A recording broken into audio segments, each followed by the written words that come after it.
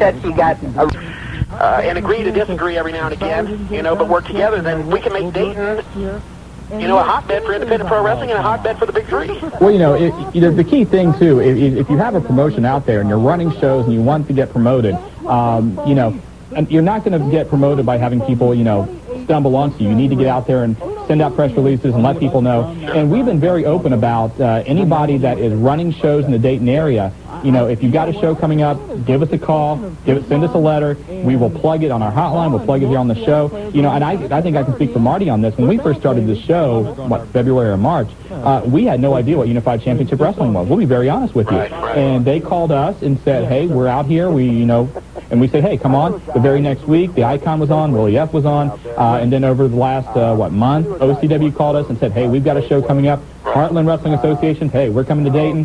So we want to promote independent wrestling here in the Miami Valley. But to do so, you know, we need a little bit of help. So if you're running shows in Dayton, you know, we want you to let us know because, you know, doing this show and doing the hotline, just, you know, it's a very time-consuming thing sometimes. And we, you know, sometimes we don't. It's a labor of love. It's a labor of love. But, you know, you need to let us know. And, you know, we get a lot of guys calling us with backyard federations and stuff like that, and we just simply, you know, that's not the kind of stuff we want to promote, although it's vital. Like I said, we're doing a show December the 10th in Cedarville. You know, when it gets closer to that, you know, that I can have more details. But hey, I mean, I do the hotline on a daily basis. I know the, you know, the kind of trouble you deal with, the callers you deal with. Do you all have a? Can I get your hotline number, man? By the way, our hotline number is 285-0991, and it is updated every single day. We got a calendar of events, and we break. I've done 3 updates today because of the draw situation, the Gorilla Monsoon's passing, but. Yeah, when you have a show, give us a call. We promote it. Good deal, man. All right, okay. Well, thanks for calling, Double P. You're doing a good job, man. Thank you. Take care. Hey, I'll tell you what. We got our new OCW heavyweight champ. You kissed? Go ahead. You feel better? Go ahead. And let's go to a break, though.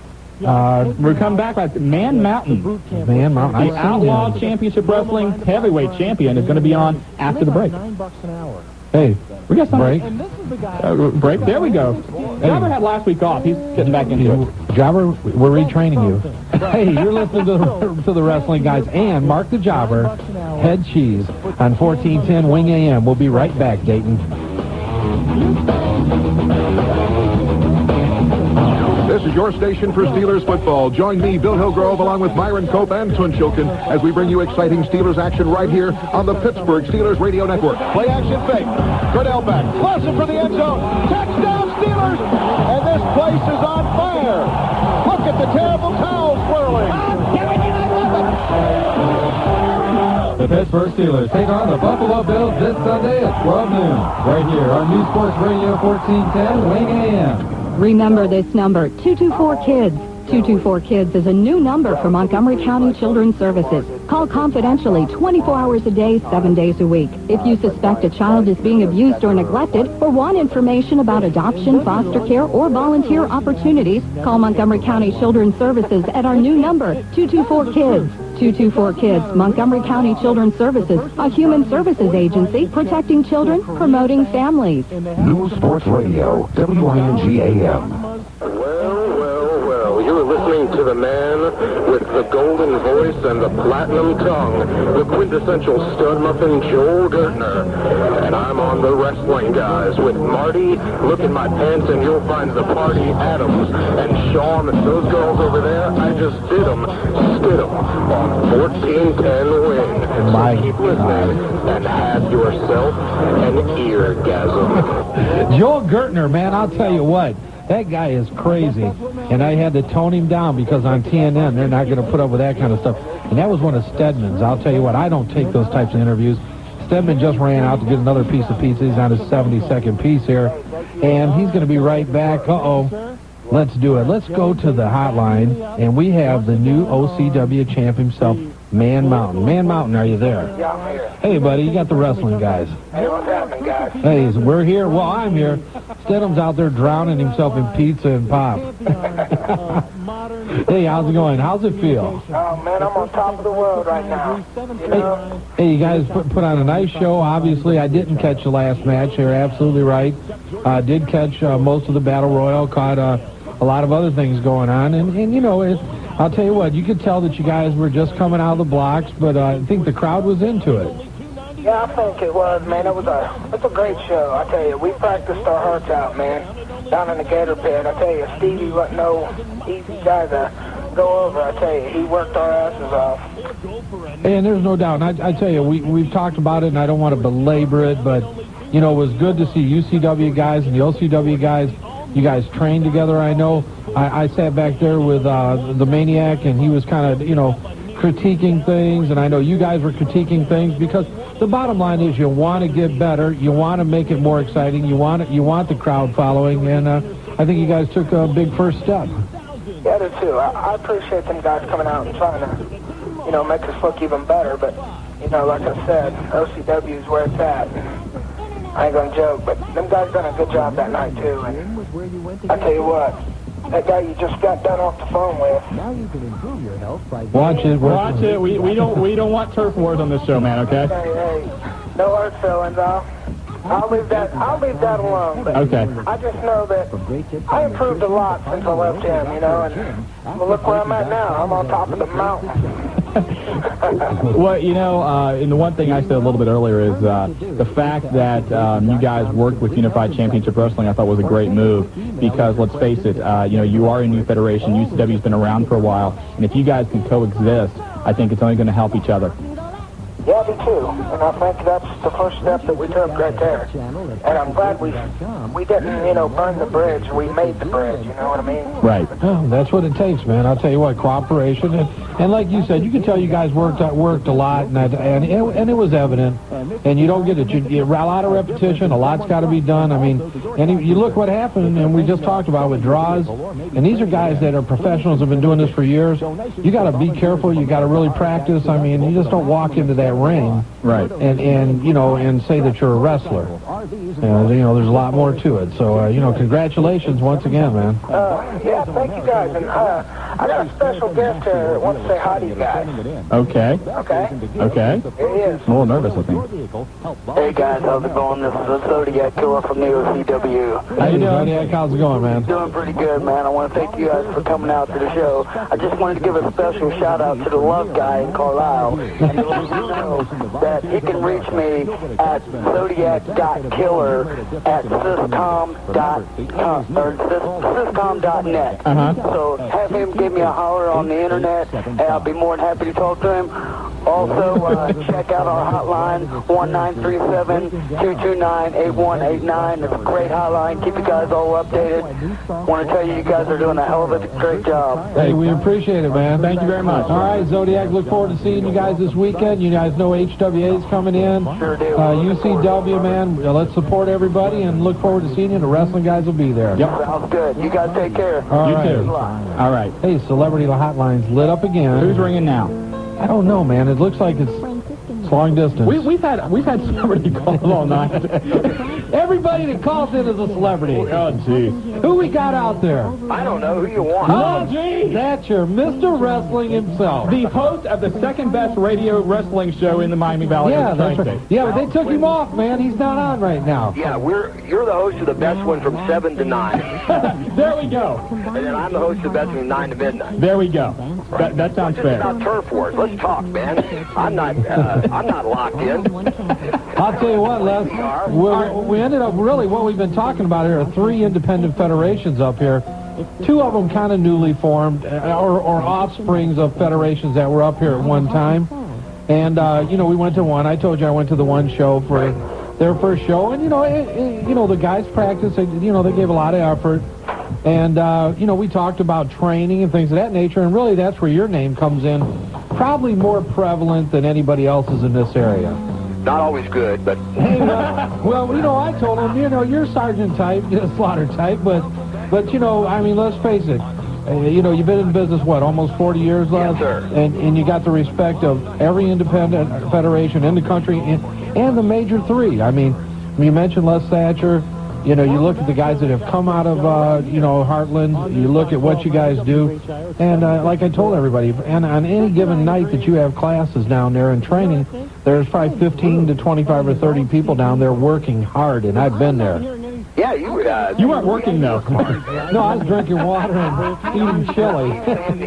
Shawn keeps saying he's coming down. I am coming down. Okay. I will be there. Hey, down with what, a cold? Or? Hey, I will be there. Hey, I want to talk to you about this, and one thing that we always talk about here on this show, we get calls from kids a lot talking about, wanting to wrestle and wanting to practice and do these backyard crap.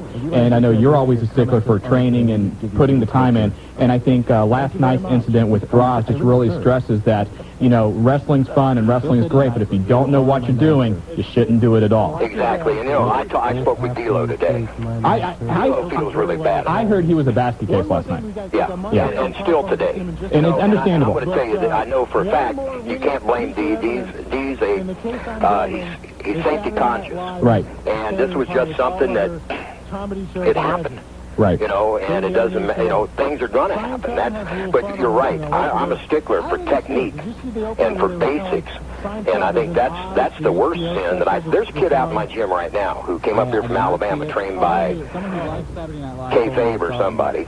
I like her, man. I met her one night. Independent team of the year down there, and he's not ready. And it's a shame, and I just told him, I said, don't give me, I said, I'm not, don't feel bad. It's the guy who said he was a trainer that trained you that I have a problem with. Right. Because there's so many pseudo-trainers. You can't train if you haven't been trained. You can't, there's guys still learning. And when I say learning, boys, we're talking about to find out the foundations of this business, 5, 6, 7 years to get a basic foundation. And if you're trying to teach people and haven't learned from people above you in terms of better, more experienced than you, then you're pulling somebody's leg too. I'm sorry. That's just the way it is. Right. We're talking about different things. I will say this. I'm not going to knock anybody. I don't go to everybody's shows because I don't have that kind of time. But I'm going to say this. At Sportstown on Saturday night, if you come out, you're going to see technically the most sound independents in this part of the country. Well, a lot of people are, I know, excited about the Heartland show, and a lot of people around the country are starting to pay attention to the Heartland Wrestling Association. We've talked about MTV before, but lately ABC's 2020 filmed a segment with you guys. Yeah, they were in here for 3 days on one stretch. Came back a couple Saturdays ago to catch a show, and 2 of our guys just coming out for their first night, and they roomed out the power plant. Watched Shark Boy work out down there. Interviewed him about coming out of here, and I think that's going to play probably the end of October. Okay. Yeah, looking forward to that too. You got to be a little excited about the PWI Top 500. Yeah, I always, when I sit and read that, Marty, that's one of the most frustrating things. Because there's guys on, and again, if you want to light your phones up, there's guys on there that shouldn't even be in the business, never mind on that list. Oh, okay. But, throw a name out. Go ahead, let's get controversial. The fact, and I'll tell you right now, Van Dam shouldn't be second. Which is not to say he shouldn't be in the top 20. Right. But he's got no business being second. I said it's surprising considering the fact he's never won a world title. Yeah. Well, and there's guys that are in the top 500 that shouldn't be in the top 12,000. Mysterio number 4 I thought was puzzling. Who? Rey Mysterio at number 4. Yeah.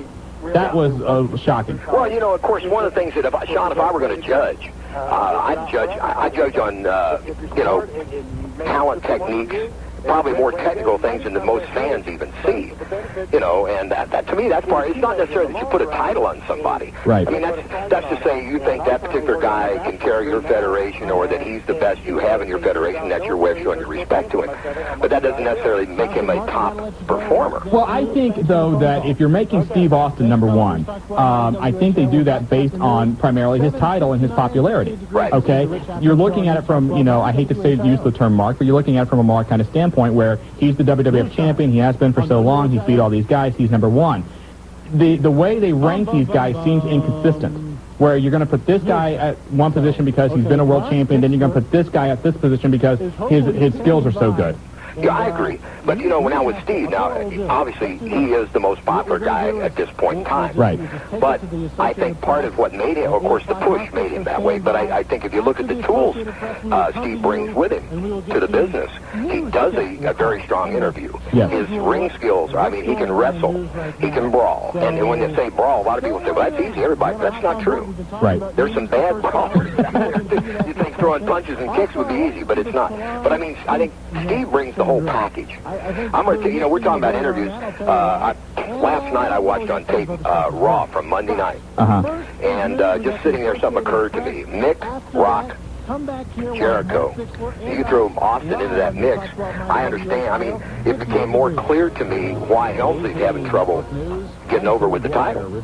I've said before that The Rock and Jericho could end up headlining a pay-per-view without ever wrestling. It could just be a battle of words. Yeah, but, you know, who carried that whole segment, though, was Mick. Yeah. I mean, and when I say that, for two reasons. First of all, he took care of the fans. He took care of the guy running in the ring. Well, yeah, exactly. But more to the point, if you stop thinking, Mick never says the same thing twice. True. Rock is becoming a parody of himself. That's bad. Yeah. I mean, he's still got a lot to learn. When I say that, that's not in disrespect, because that kid has so much potential, it's unreal. He just hasn't tapped it all. Well, he's only been in, what, 4 years? Yeah, I mean, he is still building it. Absolutely. Absolutely. And let's face it, a lot of people don't know, but Mick Foley is one intelligent guy. Yes, he is. Yes. And creative minds, I mean, you know, Les. I mean, Mick comes to Cincinnati, where's he stay? Les Thatcher's house. I mean, comes up here, all he wants to do is go to my house to eat. You know, he just... But I had to pay for it. Oh, that was bad. He was saying to me he was telling me today something about, well, I won't mention the name, but one of the biggest hotels in Manhattan, right? He said, you know, the company must be putting me up. I said, of course they are. You're not paying for it. No. Unless it's a broom closet or something.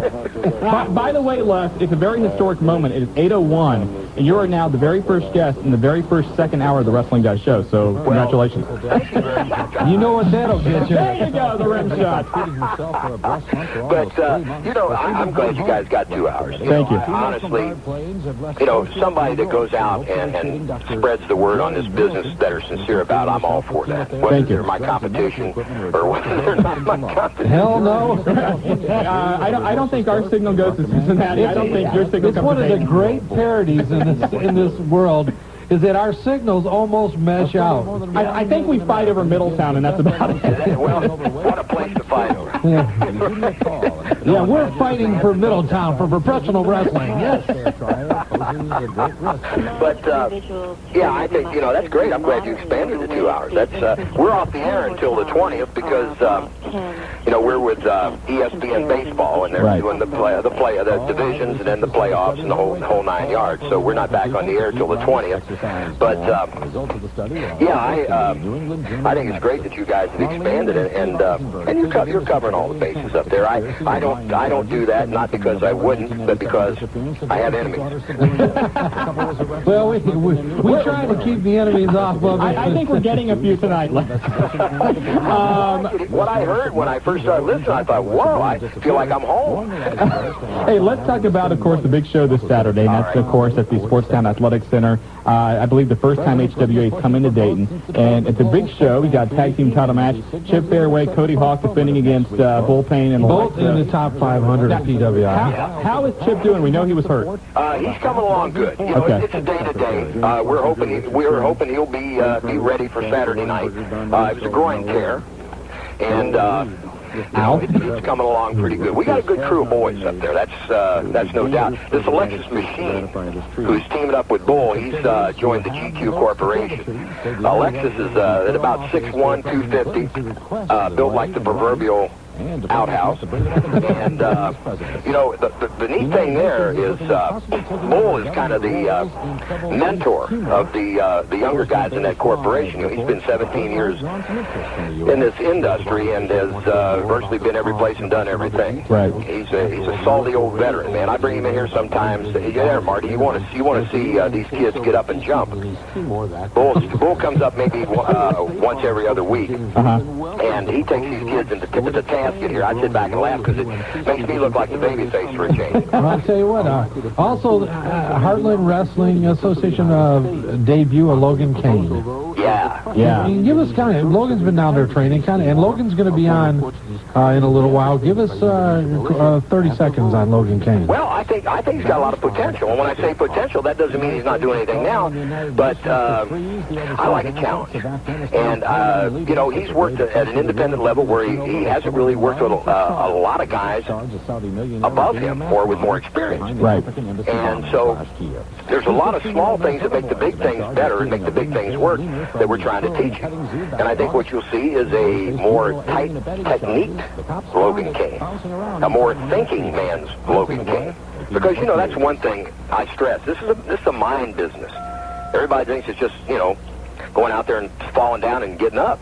But you've got to tell a story. You've got to use your head. You're a crowd psychologist, basically. And that's one of the things we try to teach here. And sadly enough, there's a lot of camps that don't. Well, let me ask you one more thing. Now, anybody who wants to come out, not only Heartland, and you train wrestlers, you train valets. Do you have young ladies down there that I've seen in training?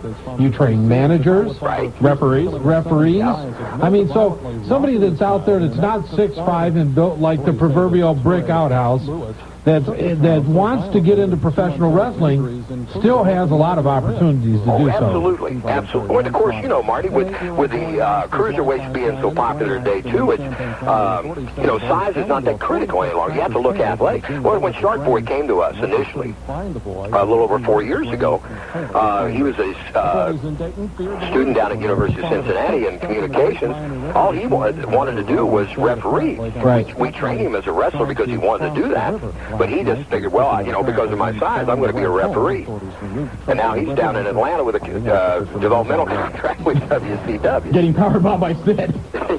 Exactly. Well, you know, 10 years ago, a guy who was, you know, 200 pounds and, you know, 5'11" really didn't have much of a shot to make it in the business, and it's changed so much now with the development and the popularity of the cruiserweights. Absolutely. And, you know, the critical thing there is when a lot of kids will say, well, you know, I'm the size of Ray or I'm the size of Billy, but you also got to look athletic. Right. One of my biggest complaints is a lot of the kids are anxious to come in and take the bumps and everything. That's entertaining to them. But they've got to get to that weight room. If they're going to get out of the independence, you got to present WWF or WCW or ECW with the package. Right. You know, you can't sell a race car without a motor. You know, you can't make a career just getting bashed over the head with a cheese grater or something, correct? No. Don't take a lot of talent. Yeah, well, that's one thing. You know, we do a few stipulation matches in the HWA, but you won't see anybody get it with a VCR in our show. Unless it's some drunk bringing it off the street. And then that's you clearing him out of the ring, right? That would be it. There you go. That would be it. Well, you know, I mean, when I say this, that doesn't take a lot of talent. And when I say that, somebody will say, well, you're a friend of Mick Foley's. I sure am. But Mick Foley, first, last, and foremost, is a professional wrestler. You take away all the gimmicks, all the weapons, Mick Foley can have a wrestling match. And I think you'll agree with me. There is a place in this sport for those kind of matches and those things, but I don't think it's good whenever you try and base your entire career on solely getting whacked around with various foreign objects. No, and I don't think it's good to do, if you got 5 or 6 matches on your card, that all 5 or 6 are that type of matches. I think that's overkill. Believe me, you know, a lot of kids say, well, you're versatile. I said, listen, during my career, I've been in chain matches, strap matches, cage matches, death matches, and I've bled my share of times, but there was always a reason for it. It was always a part of escalating the storyline to the next level. It's not senseless violence. No. Right. No, absolutely not. Hey, Les, we're going to go to a break. We want to let everybody know if you're on the internet and want to check out more about the Heartland Wrestling Association or the school, mainevent.net is the website. It is, and they're setting up a whole brand new front page. This is supposed to be along the lines of WWF, WCW. I'm internet illiterate. So they're telling me, but anyway, yeah, and the other thing, the whole new setup should be up and running around the 11th of this month, but we're also probably going to end up with a new address, which would probably be hwaonline.com. Okay. But if you punch in mainevent.net, that'll take you to the new site as well. Great. But yes, please feel free to check us out if they're interested in the school, or running a show for charity, you know, for some fundraiser or something. Call us here at 513-771-1650. if somebody is an aspiring young wrestler, feel free to give us a call. We'll send you a brochure. And, if it looks like it's for you, we're happy to have you come down and check out a training session.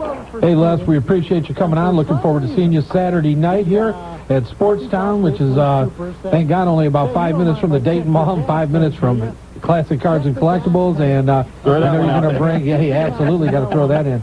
And we know you're bringing several of the PWI Top 500 with you. Absolutely. In fact, Tarek, the great, Chad Collier, Chip Fairway, Cody Hawk, and Bull Payne. Absolutely, all of them. All right, buddy. Well, look, get back in there and get on them guys. I know they're not working hard without you in there. All right. Well, listen, we got one of these guys here, one half of our tag team champions. You would like to talk to him? Well, I'll tell you what. Tell them we're going to be calling back there. We're going to go to a break. Mark the Jobber, our guy in the helm here, has told us we don't go to a break, he's going to get nasty. And I'll tell you what, he weighs 110 pounds. He's 4'3". He's a Tasmanian devil, and if we don't do it, we're done. Well, I know Mark the Jobber is the man with pulling the plugs. You got that right, buddy. All right. All right, Les, thank you. We'll be talking back to main event and Heartland Wrestling Federation again here in just a little while. Thank you, guys. Take care. All right. Hey, man, you've been listening to Les Thatcher, and we're going to get to a break. You're listening to the Wrestling Guys. The first of 2 hours. The second of 2 hours. Well, it's the first time we've had 2 hours. Okay, good point. Okay. And it's the fastest 120 minutes in professional wrestling. You're listening to 1410 Wing AM. We'll be right back, Dayton. We're only in our third week, but the Dan Patrick Show has already had an impact on the sports world. It gives me great pleasure to introduce you now to one of the century's 20 greatest athletes, Wayne Gretzky, joining us here on the Dan Patrick Show. Only days after his appearance, it was revealed Gretzky suffering from early stages of osteoarthritis. Here's the coach of the New Orleans Saints. He's the man who spent his entire draft on Ricky Williams. Now he's on the Dan Patrick Show. What do you think of that, Mike Ditka? In his very next game, Ditka and the Saints lost to the San Francisco 49ers. He's one of baseball's unsung heroes. Brian Giles of the Pittsburgh Pirates joining us now. Only hours later, Brian Giles suffered a broken finger. He's out for the rest of the season. He threw a perfect game. David Cohn of the Yankees is with us on the Dan Patrick Show. In his very next start after appearing on the Dan Patrick Show, Cohn gave up 7 runs to the Cleveland Indians. He didn't make it through the 5th inning. Dan Patrick. Listeners, beware. Time. Classes. Study. Work. Money. Get above all that with the Air Force Reserve. Keep your school schedule as is. The Air Force Reserve won't interfere with your education. 1 weekend. Training. Teamwork. It's the best part-time job there is. Great pay. Travel. Rewards. Your time is your life. Take control by calling the Air Force Reserve at 1-800-257-1212 or visit our website at www.afreserve.com. News Sports Radio, WINGAM. You're listening to the Wrestling Guys with Marty Adams and Shawn Stidham on 1410 Wings. Hey, and welcome back to the Wrestling Guys. You got Marty Adams, and once again, Shawn Stidham is gone after pizza and pop, and these 2 hours is killing him. I'll tell you what, the hotlines have been buzzing. We've got some guests in the house. The Miamisburg cheerleaders are here to do a Wrestling Guys cheer. Are they going to do that? Hey, they're going to come over. They're on the Z, and they want to come over and see where the real action Look is at Jobber. I've never seen him so excited in my life. He's all happy. Jobber, what do you think about that? Jobber's happy. Jobber's He's ecstatic. Yes, he is. I'm not going to say anything. Should we get back to the phones? Okay, Jobber, who we got out there? Jobber, do your job. Job. Job. Okay, hang on. Jobber just said hang on. He may be catatonic from the cheerleaders. He did it in caps, too. Hang on. Okay, anyway, a couple things to talk about again. If you're just joining us tonight, we are now 2 hours. We're going till 9 o'clock now every single week. Again, we want to thank you guys for your support, for encouraging the station to let us go to 2 hours. Absolutely, and I'll tell you what. You know what? They weren't going to do it. They didn't want to preempt another show, and then they said, your show is getting so popular. And we told them it was too much of a rush. We couldn't get all the guests on. Right. Celebrity Hotline wanted to do more independent things. Obviously, we had several WWF people lined up tonight. As we said, they're working, and I mean, they're not happy. These guys only get about a day and a half off a week. They had to do a show because of a missed schedule, and that's where it's at. But let's go back to the telephone lines, and we've got Paul from Kettering. You're on the Wrestling Guys. Hey, guys. I'm glad to say you're on for 2 hours because it gives us WCW haters more time to make fun of the love man. What's up, Paul? Not much. I just want to know, what do you guys think about the Love Man? What do we think? Yeah. I think. It doesn't matter what you think about the Love Man. Jobber, cut him off! Cut him off now! Thank you. Don't do that to us. Don't call our show and slam us. Paul, I'm just kidding. If you want to call back, I didn't think Jobber was actually going to cut him off. Man, Paul, I was just playing. I'll tell you what, Stedham, I'll tell you what, you got the neck. You like that? And for those of you that don't know what the Stedham neck looks like, he's still in his little shirt and tie here. And I'll tell you what, he turned red, a vein popped out the side of his neck. Paul, you provided some emotion that I've never seen here. I was kayfabing it, man. No, you weren't. I was kayfabing. It was real. Paul, you can call back and talk to Marty Adams of the wrestling guys. No. In the meantime, while you're waiting for an open line, Paul. Yes. Let's talk to the Rat. Hey, Rat, how you doing? Rat, you got the wrestling guys. What's up, guys? Not much. How you doing, guy? Hey, this is the RAT. What's going on? Not much. Anyways, I had a question. Did I hear my name earlier? From the Love Man? Yeah. I think he did mention your name. I'll get to that in a few minutes. Okay. You got to be cool with it. That's cool. All right. Yeah, I'm an adult. I know how to act. All right, Okay. First of all, I wanted to get well wishes to Darren Drozdov. I hated to hear that happen to him. No, man. We definitely. appreciate you doing that. And we're going to pass a lot of that. We do pass along also, so don't think that it doesn't go unnoticed and that we don't let them know the people from Dayton and different individuals that we do have names in that for passed along to these guys. Right. Unfortunately, it kind of came on the heels of him getting a little push there with the European title fight he was having against Elos. So it seemed like they were going to do something with him. Right. So I hated to see that happen. Next, Vince Russo. It was a total shocker to see him and Ed Ferreira leave because all the negative things that he wrote about WCW in the Raw magazine, his other name was Sick Venom. Right. He wrote the Informer columns.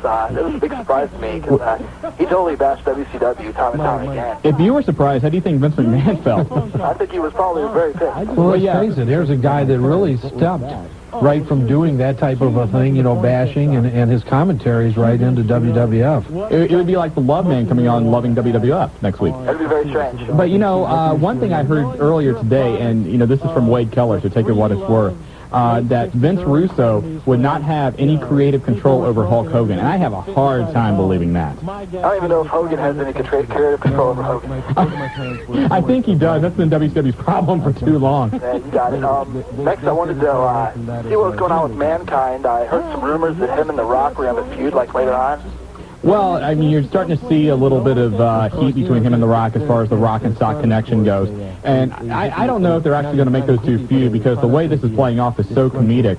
I think they may just let it go for a while. But who knows? Down the road, we're probably going to see those two go at it once again. I'm not too sure that Mick would make a very good heel now. Not in his current persona. They would have to take a pretty big change, and it wouldn't be a 1 or 2 segments. He would have to get rid of the shirt and the tie. He has to have a nasty relapse. Yeah, and you maybe go back to the Cactus Jack ways. Yeah. Next, the Love Man. I wanted to get to that. I'm going to keep it clean. You guys not worry. All right, bro. Be nice. Love Man wanted to see me somewhere. I tell you what, if the Love Man wants some of me, I got a niece. She's 14. She goes to Belmont High School. You send her to a Bundy cover. We're talking 1, 2, 3, 4, 5. Then I'll step in the ring. Not until then. All right. You got her, man. You guys take it easy. It's All right. talking to you. Hey, look forward to seeing you hopefully this weekend at HWA or UCW. And once we win, we're going to be giving some tickets away here in a little while. You guys should do this show from a location. We may do that. You know what? That's a lot of people have talked about that, and I think that's going to start coming up. We want to do that and get some people out and really build it. Because I tell you what, man, we have a good time, and when you guys call in, it makes it that much better. Hey, you take it easy. It's a Wednesday tradition. You got it, man. Thanks, bro. Couple things to get into real quick that we haven't mentioned before. Number one, the ECW ratings on Friday night kind of going downward. This past Friday did a 0.7. Now, one thing that TNN's doing, which may be it has to be a good thing because they need all the help they can get right now. They sent out a press release earlier today. Did you see this? Yes. Did you get this? Where former WWF star known as Sunny is back in action.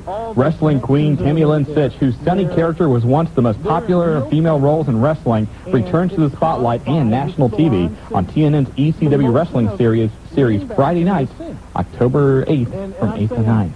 Well, you know what? They were backstage. Everybody knew that. Paulie said he wanted to make sure that they could keep their commitments. You know what? You're not going to believe this, but this may sound as ludicrous as it may sound. One thing that I've noticed is they're on the internet every night now. Yeah, they are. And you know what their sign is. We don't want to give that out. Most people do. Right. But the bottom line is that at least that's showing that there's some consistency. Because for a long time, and God love her, man, I love Tammy. I mean, her and Chris, I consider to be good friends, and when she's here, we have a great time. You know, for a while they were lost. Right. Even in the press release, Paul Heyman is quoted as saying, "We are very pleased that Tammy has overcome her personal problems and is returning to ECW." So, you know, the problems she had are not secret. Everybody pretty much knows what was going on there. But, you know, it's nice to see TNN giving some publicity for ECW, which they had not done. And, you know, maybe this will be a step in the right direction to boost those ratings for ECW. You got it. Hey, let's go back to the phones. Okay. Let's take Keith from Fairborn. You got the wrestling guys. Yeah, this is the biggest Undertaker fan. Hey, how's it going, Keith? I want to put the Rat and the Love Man both at once. You want the Rat and the Love Man both? Yeah, I want to stick them in a casket, stick my foot right up to it. But you know what we need to do? Maybe we need to rent a ring and have everybody from the show and from the hotline come in and put on our own event. We may. Wait for those little wimps. So you want a three-way match between you, the Rat, and the Love Man? Well, I'll tell you what I'm going to do. I really don't care. And if you guys want to come to the HWA show Saturday, we're going to call you guys up. I'm going to announce every one of you. I'm not responsible for what I do. Nah, we'll take it in. You'll be fine, man. Oh, yeah, my question's about Paul Bearer. Where's he at? Paul Bearer? Yeah. Well, basically, ready to come back. Yeah, with The Undertaker taking some time off to recover from his injury, Paul Bearer's been taking some time off as well. And on a diet. We're hearing that Undertaker could be back as soon as the No Mercy pay-per-view. And if that's the case, well, no, I checked that. Because that was originally the case, but now there was a story last week, and I forget about the stuff I even report, that Undertaker may be out for the Royal Rumble. But you're not going to see Paul Bearer until you see The Undertaker. So. Well, are they going to change The Undertaker's storyline? What storyline is he going to have? It's going to depend on what his physical limitations are. I mean, right now the man can barely walk. Yeah, I really don't see him coming back full strength initially, but the persona is so strong that I think you'll see him here pretty soon. Will he be heel again or be like that? Probably heel. Heel. Yeah, but like I said, you tell Love Man that Rat something for rest. I'm sure he's listening, man. Hey, thanks for calling. All right. Okay. Hey, let's go to the celebrity hotline. It's been lit up again. And I'll tell you what, man, favorite son, Dayton, Ohio, NWA light heavyweight champ. We've seen him in UCW matches and making his Heartland Wrestling Federation debut this Saturday. Logan Caine. Logan, you there on the Wrestling Guys? This is going to be cool. Wait a minute. Hold on, Jobber. What the fuck are you doing? Was that you, Logan? I don't know. You guys got Beavis or Butthead or somebody? I think I got Butthead. Hey, I didn't mean you, buddy. You mean Jobber? I don't know. I mean, I've heard like a cast of thousands tonight. We've got the Jobber, we've got the Rat, we've got the... What is this? The Love Machine? The Love Man. The Love Man. Marty, I swear, are you writing your number on the bathroom walls again? I'll tell you what, man. The Love Man's the most hated man in professional wrestling. Hey, Logan, of course, we talked to Les Thatcher earlier, and everybody's excited to see you wrestling for HWA this Saturday. Well, I'm really excited to be wrestling for HWA. I mean, I got to tell you, I've been to basically all the organizations around here in Ohio, from down here to Michigan, down West Virginia, Kentucky, blah, blah, blah, blah, blah. And, I mean, I've been training with the HWA, and, I mean, I'll be straight up and frankly honest with you. I consider the HWA my training ground now, and, you know, it's like it's my Disney World and my home away from home, you know. And Les Thatcher, I mean, the man's just, what he knows about the business is just incredible. And I think the shows that he puts on are top-notch, and I think that the only thing that could possibly make an HWA show any better is to, well, other than possibly getting Marty Adams in a skimpy whole bathroom writing wall thing again. The only thing that could possibly make it any better is to have the future Logan Caine on the show. Hey, Logan, let me ask you something. This was something that was brought up to me the other day. You know, you have been around the independent circuit now for a while. You were the NWA Cruiserweight Champion or Junior Heavyweight Champion. We talked about that. What are you learning in the HWA camp that maybe you haven't really learned yet, and which is kind of surprising for some people because they say, hey, you've been around the block, you're a champion, and you're training again? Well, I mean, you know, honestly, if you're going to do well in this business, you never stop learning, you never stop training. What I'm learning is what everybody needs to learn, because you've got a lot of guys out there who consider themselves professional wrestlers, and to steal a phrase from Jim Cornette, honestly, they don't know the difference between a wrist lock and a wristwatch. And, you know, it's a lot more than just knowing what to do. It's knowing when to do it and why to do it. You know, I mean, you can go out there and you can do 9 million moonsaults in a match, and it's not going to get the same reaction from the people, the reaction that you want to get, as if you do that one particular move at the exact right moment. And, I mean, that's what Les knows. I mean, the man's got, you know, I mean, there was an 11th commandment. Moses dropped it on the way down the mountain. You know, it said, thou shalt listen to Les Thatcher when it comes to professional wrestling. If you're in that ring down there, buddy, no doubt about it. But, you know, I mean, the man's got just oodles of time in the business. He knows what he's talking about. And, I mean, he can point out things that someone's been doing for years and years and years, and they think that they're doing it right. And turns out that they've been doing it wrong the whole time. Well, you know, I mean, we've talked a lot tonight about what's happened with Droz, D'Lo, you know, the accident, how those types of things can happen even with training. And, you know, I know where you're at. I'm going to tell everybody, I know last night you were at Les Thatcher's working out.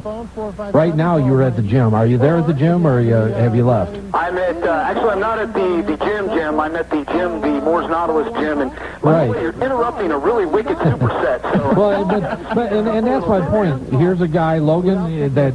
You know, you do a great job. You've done UCW matches. You do NWA matches. Everybody knows that you're one of the best in the area. And what's Logan Caine doing? Logan Caine is at HWA training one night. He's at Moore's Fitness right now making a call. We appreciate you taking time out of your workout to make the call. And you know, I know where you'll probably be Sunday, and I know what you do when you have a break. Yeah. And I know last week you went to the 51st, or was it been a week and a half maybe? It's been about, it was on the 25th, so nearly 2 weeks ago. But went down for the 51st annual, you know, NWA, huge show there that you were involved in.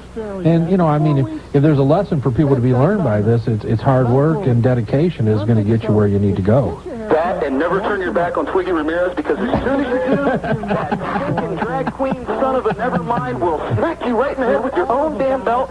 And you know what? I mean, it's in New Jersey now. Oh, you don't even want to get me started on that.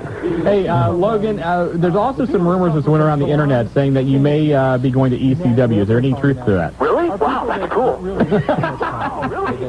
Man, I guess I'm pretty good. That was from the NWA's website, my friend. Oh, really? Yes, they have that on their website, that there is speculation that you are on your way to ECW. Well, I'm speculating I might go there sometime. You're speculating you're going to be at the main event of WrestleMania in a few years, too, right? Yeah, well, you know, I speculated on those stinking Beanie Babies going up in value, too, and what happened with that. Speculation can get you sometimes, but I know that the NWA thinks I'm going to ECW, and ECW may think I'm going to ECW. ECW, if you're out there listening, you know, give me that call. And, hey, you know, the price is right. I'll be there tonight. You got it. Are you sure you're not the Ultimate Warrior? Because you sound a lot like it. Did I snort one time during this whole interview? Oh, okay. Logan, we're real excited for you, and we want to see you this Saturday at Heartland, and, of course, best of luck to you, my friend. No problem. Logan, thanks for calling, man. You arrive in Centerville, and if you're not part of the future, you're left in the past. Hey, that's deep. I like that, man. That's deep. Hey, I know where you got that from. Logan, did you leave us? Stop taking credit for my ideas, man. Yeah. You know what? I take them all, baby. I was going to say, if you keep doing that, I'm going to keep writing it. I mean, you're going to... watch it. Never mind. All right. Hey, Logan, thanks again, man. Get back to your workout. We look forward to seeing you Saturday, HWA. You're listening to Logan Caine, former, because of Twiggy Ramirez beating him with a belt. I still have the belt. He just stole it. I still am the champion. I just got to go track him down and break his twiggy little neck and take my property back. Hey, there you go. Go to it. So I'll talk to you guys later. Hey, I'm working in there. All right. My machine. Hold on, I'll be right over there. I'll see you guys later. All right, later, Logan. Logan Caine joining us. I want to thank him for that. And you are listening to The Wrestling Guys with Marty Adams and Shawn Stidham on Dayton's First.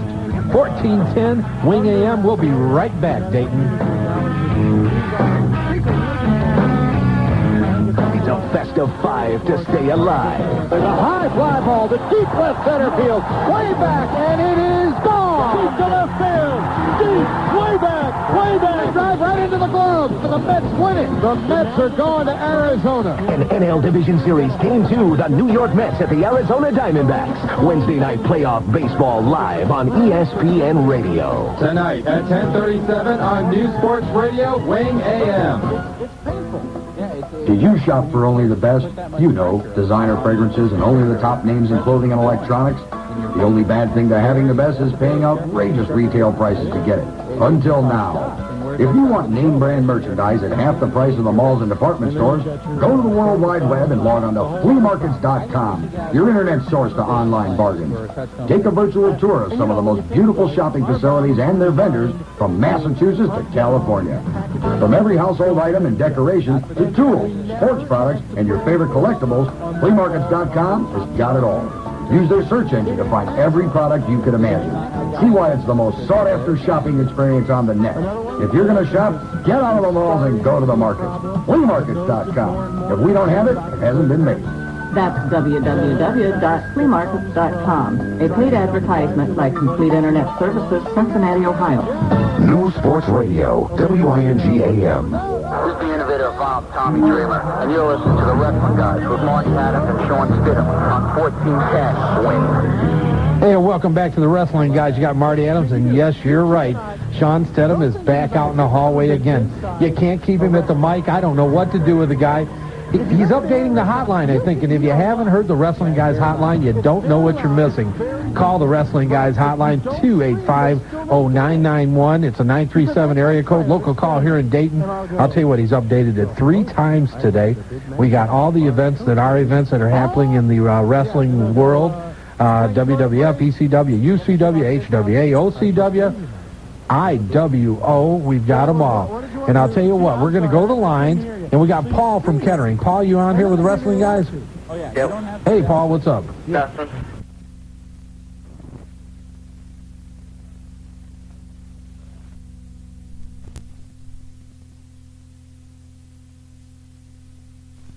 Exactly what you kind of don't want. Because after you've been to the mountaintop, what do you do after that? Right. If we would have came into the WWF and after 1 month in the World Tag Team Champions, big deal. That's right, I agree.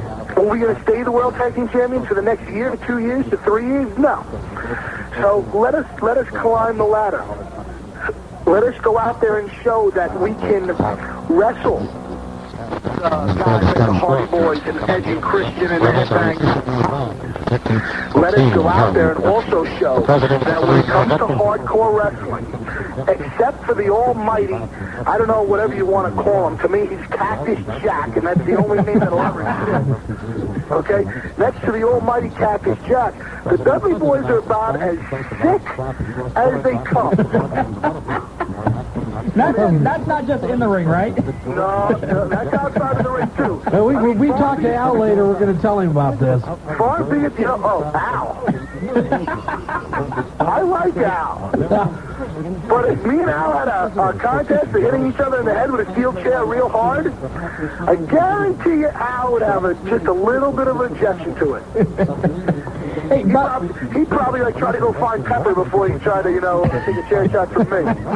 Hey, Bubba, let's go back. ECW is such a special place for a lot of people, and your last appearance there, obviously one of the most memorable nights in ECW history with Raven and Dreamer coming back and your departure. Very classy way all the way around between you and Heyman, and it was a great way for you guys to go out. Talk a little bit about that, just the emotion of that night. Everybody had stories on why the Dudley Boys were leaving ECW. No, it was no secret after a while that me and Paulie were tight because I had an extra responsibility in the company. Mm-hmm. My responsibility wasn't just to show up every night and wrestle. I also helped the company in, with promoting and doing different things. So I had no choice but to be close to Heyman. in all honesty, the man never did the wrong thing by me in the ring or out of the ring. He's always treated the Dudley boys really well. He actually created the Dudley boys. You got to give the man credit where credit's due. Paulie, as everybody knows, is absolutely insane, out of his mind. Should be in a padded white room with, nothing but liquids, no solid foods, no contact with the outside world. But all you should do is once a week give him a pad and a pencil and let him write down ideas for a wrestling show, and you'll have one of the best wrestling shows out there, because when it comes to pro wrestling, Paul Heyman's got an incredible mind. I tell you what. Other than that, he's off the wall. He's 3 French fries short of a hack meal, and both oars definitely aren't in the water. Bubba, not to interrupt you, but the back of what you're saying there, I had a chance to be backstage at the Heat Wave, and I got to watch actually Paul in action with Rob Van Dam and Sabu and the guys in the main event. It was absolutely one of the thrills of my career here, actually watching him work, and I back up everything you said about that. Yep. Paulie, when it comes to wrestling, he's got a great mind. And as far as that last night in ECW, it really was special. That Elks Lodge actually was found by me. A little hole-in-the-wall place on Queens Boulevard that nobody ever thought would amount to everything. But if you ask Paulie, he'll have to admit it's his favorite place to go. Paulie loves that mosh pit feeling. He loves that crazy atmosphere, and that's what the Elks Lodge was, and we were able to build it into that. And as far as the guys we were in the ring with, Dreamer, he's probably the stupidest and toughest guy I know. That kid has put himself through more pain and agony, and, he don't know when to quit, he don't know when to take it easy. 5 tables, 6 tables, lighting his ass on fire, and that's a big fire. And Raven, he went to WCW, he got a bad rap. Raven's got a great mind, he really knows what he's doing in there. And I tell you, when we first went out there, the people know we were going, but the people are so damn fickle. They want to boo you, they want to cheer you. I mean, we came out to a standing ovation, which was kind of cool. But I think once the people realized that they were on their feet cheering for the Dudley boys, they were like, wait a minute, no, screw you, how the hell? Oh, but if you could, let me ask you this: when can you remember the last time a tag team on their way out won the straps and lost them in the same night? No doubt about it, man. It was great. Like Shawn said. And what a place to do it, man. I mean, everybody knows. I mean, it's almost sacred in regards to ECW doing it there. Yeah, and if you're going to do something, you want to do it in 2 places as far as ECW is concerned, and that's the Elks Lodge in Queens or the ECW Arena in Philly. But I got to be honest with you, enough about ECW. Right, let's move on. Let's talk about WWF. And one quick thing, are you excited at all that Taz is coming in? Yes, me and Taz are we're best friends. Good. If it's known out there, when I got to ECW, I came up under Taz. I rode with him, and another guy that I rode with was Perry Saturn, and they both had a little bit more time in the business than me, and they taught me a lot. And Taz was one of the guys who helped me get in the gym and cut weight. I've lost about 70 pounds over the past 6 to 8 months, and because I look good, right, Marty? Damn right, buddy. We talked about that today. I saw you looking at my ass. Hey, man, it's cute. Ain't no better joy than a big butt boy. I'm leaving right now. I am leaving right now. Me and Taz get along really well. Devon and Taz get along really well, so we're really, really excited that one of our friends, is coming to the WWF, and his gimmick, his persona, his way of wrestling, I think is going to fit in great in the WWF. And, before you know it, hopefully, we're the top tag team, and he's the top singles wrestler there. Absolutely. And where's your brother, man? Where's D at? Devon's probably out looking for some groceries, entertainment, word, talent. Hey, Bubba, one thing that we've talked about, and obviously it's been all over the place, is Vince Russo, Ed Ferreira. My take on it was, I think it's kind of a great challenge for the WWF, and I'd be a little bit excited that you're going to have a chance to go into a new direction. As far as Vince Russo and Ed Ferreira, as far as Ed Ferreira is concerned, I really don't have a lot to say about him. I met him. Nice guy. Seemed like he had some cool ideas for the Dudleys. Vince Russo was actually a catalyst in getting the W's over to WWF. But you know what? I don't work for Vince Russo, and I don't work for Ed Ferrara. Thank you. Vince McMahon is the guy that hired me, not them. Vince McMahon is the guy that hired Devon. You know, we sat down. The man was nice enough to sit down with us. You know, we had concerns. He answered our concerns along with Jim Ross. You know, they were really cool with us. We had no objections, and it's, you know. I guess Vince Russo and Ed Ferrara were part of the creative minds that helped the WWF, and I stress the word helped the WWF, you know, get to where they are. Right. You know, but that company's going to survive no matter what. Definitely. That company has survived through the absolute darkest of times in the wrestling business. Has come back and kicked WCW in the proverbial balls, and that's it. So I'm looking forward to, for the new creative minds to do something cool with the Dudleys, and we hope that if the Dudleys have any ideas, that they're willing to listen to us. Because if it was up to us, we'd be lighting stuff on fire. Wait, and Bubba, we're real excited about having the chance to see you in the four-way match this Saturday at the Nutter Center. And are you booked on the Sunday show? Don't know. As far as the match is concerned, I don't believe so. But you never know. You never know when the Dudley boys will be lurking in the shadows, just waiting to hit somebody with 3D. Because you guys have to admit, the Dudley Death Drop is probably, within the past 10 years, the best tag team finish in wrestling. No doubt about it. And what was your thoughts, truthfully, about that Rock and Sock jacket, man? You like that? I hate The Rock. But the Rock and Sock jacket kind of look good on you, the black look. The Rock is so pretty, and he goes out there, and he says his lines, and his Rudy Poo candy ass, and if he smells what he's cooking. I walked into the bathroom the other day, I smelled what The Rock was cooking, and it was not pleasant. I don't think 20,000 people actually want to smell what this guy's cooking. And if you actually got too close to Cactus Jack and you got a good whiff of what he was cooking, you'd run for the next steak. Done it. Yeah, we've been there. To be honest with you, Cactus Jack, I mean, in my eyes, he's just a nut, and he was a great guy. He came through ECW, and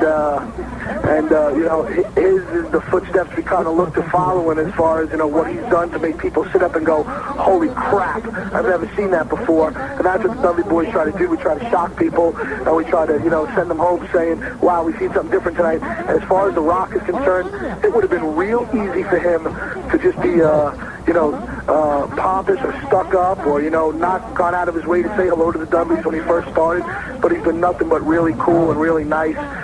We haven't really gotten on a personal level with him yet, but he always says hello to us, always says goodbye, what's up, always smiling, and that's the way everybody in that locker room has been, and they've been really cool with us, and we appreciate that. Hopefully we get a chance to work with everybody and show them that we're just one of the boys just like them, and we want to go out there and work hard. Well, I'll tell you what, Bubba, always a pleasure having you on the Wrestling Guys, man. We're looking forward to seeing you Saturday here in Dayton. You better have some shenanigans ready to go for Saturday. I got you, man. We're set up, bub. Saturday, you know what we got to do, Marty? Tell me. We got to go back to that. No. You know what? I have not been back there since that night. Well, you know what we got to do? We got to go back to that bar, right? And I'm going to go in with the same baseball jersey I wore. I'm in the WWF now, you piece of crap. Let me in the damn door. I thought you wanted to go back to the mall. I'll go to the mall. Okay. I'll tell you what. You had a good time at the mall. You had a real good time at the mall. Let's do this. Let's challenge the entire city of Dayton one more time. Oh, gee. Let's do what the Dudley boys do best, and that's piss people off. When the Dudley boys, let's see, what time are we going to get in? Let's say the Dudley boys. The show's at 5. I'll tell you what. We'll be in the Dayton Mall. I'll say 3 o'clock. You know, there's actually a mall closer to the Nutter Center, the mall at Fairfield Commons. That's I think that's uncharted. Yeah, so it's only about 5 minutes away, bub. You may want to attack that mall. Then, Marty, let's go to the mall at Fairfield Commons. All right. 3 to 3:30. The Dudley boys will be roaming around the mall at the Fairfield Commons, or whatever that crappy place is, and anybody who thinks they're tough enough, anybody who thinks they got the sack enough, anybody who thinks they got the guts enough, come to the mall. Come say hello to the Dudley boys. Come tell us what you think of us to our face. We'd be more than happy to throw somebody through the window of a TCBY. You are listening to future WWF Tag Team Champion Bubba Ray Dudley. Bubba, always a pleasure to have you on the show. We'll see you at the Nut on Saturday, and of course 3 o'clock at the Mall of Miracle Commons. You got it. Bubba, I'll talk to you when you land, man. We'll get together. Take care. All right, bro. Thanks, Bubba. Appreciate it, buddy. How much fun is that? But I'll tell you what, man. We went out, and we just had a great time. You know, went out 2 nights, but the one night, they wouldn't let us in anywhere. Well, yeah, because if I remember the story right, you went to the bar. Oh, yeah, you had TWGWS jersey on. We go to see Gold Boy. We're going up there, you know, he's going live. Yeah. And the guy says, no jerseys. I'm like, what? I mean, half of America wears jerseys. No jerseys. You know, right away, Bubba's getting red, man. I can see his forehead changing. And Devon's just, like, playing it off. And some of the people outside knew who they were, so they're going, hey, there's the Dudleys. And they're all excited. And obviously, if they would have came into the bar, it would have been a big thrill for most of the patrons inside. Oh, no doubt. And I'll tell you what, we left a couple places that I know I could never get back in again. Oh, jeez. Hey, we got to go to a break. Jobber, we want you to clear the phones. When we come back, we're going to play another round of WWF trivia. Maybe not trivia, maybe a certain game. What are we going to give away? We're going to give away another WWF No Mercy prize package courtesy of Time Warner Cable. A lot of cool WWF stuff, including a free gift certificate so you can... Welcome back to the Wrestling Guys. And there was Devon. Devon was cutting for us, cutting a promo. Yeah, only 6-time ECW. Dayton, we're back, and I'll tell you what, we got a lot of prizes to give away tonight. We've also, and we're going to talk a little bit about it, we have some tickets next week in Piqua, Ohio, BCW, Violent Championship Wrestling. I'll tell you what, not for the faint of heart. We've got 2 sets of tickets to give away for that, but more importantly, WWF, free pay-per-view and all the things to make it a happy afternoon in the living room. It's going to be very cool. Let's go to the phones real quick, talk to Man Mountain. Man Mountain, how you doing? Hey, what's up, guys? Not much. Now, last week on this program, we received a phone call from the giant Bubba, who now I think is back to being Big Brother Almighty. You know who he is. Yeah. And he made the challenge. I think since then he's made the challenge on the UCW hotline, too, that he wants your title. He wants to prove he is the true big man of the Miami Valley. Well, man, like I tried to get back in last week. I couldn't. And I got one thing to say, man, and that's if he was wanting it, he had his shot Sunday. I was at their show. Are you saying he ducked you? You're not saying that he didn't. He knew you were there, right? Yeah, I made my presence known. And he avoided you? No, he didn't really avoid me, but he didn't have nothing to say to me. Like the plague? Yeah. Kind of scared? I say so. Oh, whoa, man. I'll tell you what, man, I think that'd be a big lockup. They talk about a big main event. You versus Big Bubba. You guys could have like a cheeseburger eating contest before the match? That's a pay-per-view, ain't it? I think so. No doubt about it. Man Mountain, a little bit later on the show, Bobo's manager, Willie F's going to call in. I'm sure he will address the situation between you and Bo. Yeah, he's a little hillbilly, you know. He's running around the ring acting all crazy and stuff, and I'd like to get my hands on him. We'll see if we can set that up for you. Yeah, there you go. I was just trying to get back in and let you guys know I'll take that challenge. You're going to take it? I'm a fighting champion. All right, so Man Mountain versus the Big Brother Almighty, the Giant Bobo. UCW versus OCW. Let's do it. It's all on the line. All right. I'll tell you what, Willie's supposed to be calling in. I'm not sure who in the heck we may hear from yet tonight because we still got a lot of time left. But we'll keep you notified, and if this thing's going to happen, we'll let everybody know about it. All right, man. All right, thanks for the call, man. Thanks for calling, man. All right, Jobber, go ahead and clear the lines, and we're going to start with the 5th caller. And once again, what we're giving away tonight, courtesy of Time Warner Cable, we've got these World Wrestling Federation No Mercy prize packages consisting of a lot of cool stuff. Is he on the line yet? No. Jobber, check it. Now, shut up. Austin, and a Stone Cold T-shirt, a Drozdov WWF Attitude hat, the 99-2000 Millennium Student Planner, some temporary tattoos. And there's about 4 of those gone now. Yeah, all over you. And the really cool thing, no, get away. No, let me see it. Oh, you want to see that? Okay. You want more of the tattoo? Yes. Yeah, you're sick. Okay. Anyway, and the really cool thing we've got is a gift certificate for the No Mercy pay-per-view this Sunday, courtesy of Time Warner. And don't forget, you can order No Mercy from Time Warner. If you're a former Media One customer, call 1-800-885-4993. And if you do not have impulse ordering capabilities, you can call 1-800-859-9489 or just simply call your local Time Warner cable office. They will set you up. And the big pay-per-view, No Mercy, Sunday, October 17th, this Sunday, 8 o'clock. where Stone Cold Steve Austin goes after the WWF title again from Triple H. And you can have your Steve Austin shirt. You can put a sport coat over it and your tattoo. And there's two of them because I'm using one as we speak. We're not going to give away like used tattoos, are we? No, but this is it. Okay. Do we have our caller? I'll tell you what. Here we go. We got caller number 5, Dustin from Kettering. You're on the Wrestling Guys, and are you ready to be a winner? Yeah. Are you sure, Dustin? Oh, yeah. Are you positive? Oh, yeah. Okay. What we're going to do is we're do the same thing we did with Herb. We're going to ask you 3 questions. Okay? All right. You've got to get all 3 right. You miss one, sorry. All right. Are you sure? Jobber, if he misses one, lose him. If he doesn't, he's the man. You ready? Yeah. Okay. Question number 1, kind of a softball. Who is known as the 9th wonder of the world? China. Yes, very good. Ooh. We'll throw another softball out here. Where will the pay-per-view be held this Sunday? Cleveland, Ohio. There you go. Oh, wow. Now let's get real tough. Now, question number 3. Are you ready for this? Are you sure? Are you positive? Okay. Who were the tag team champions at the 1995 October In Your House pay-per-view event? Dun, dun, dun, dun, dun, dun, dun. I think you're out of tune. Owen, Hart, and Yokozuna. No, sorry. All right, who we got on thanks for calling. Who do we got next on the line? Who we got? Come on, Jobber, get him in here, man. Who's next? Jobber? Jobber? Come on, do your job. No, Jobber, you can't win. Quit trying to have somebody call in because you saw the question sheet. Who do we got? His name is E stands for excellence. E stands for excellence. Come on, baby, you're on the Wrestling Guys. Yeah, hello. How are you? Are you ready, E? Okay, question number 1. Who's the 9th wonder of the world? China. Where is the pay-per-view held this Sunday? Cleveland, Ohio. And who were the 1995 tag team champions at the October In Your House pay-per-view? Come on. It's a tough one. Can you get it?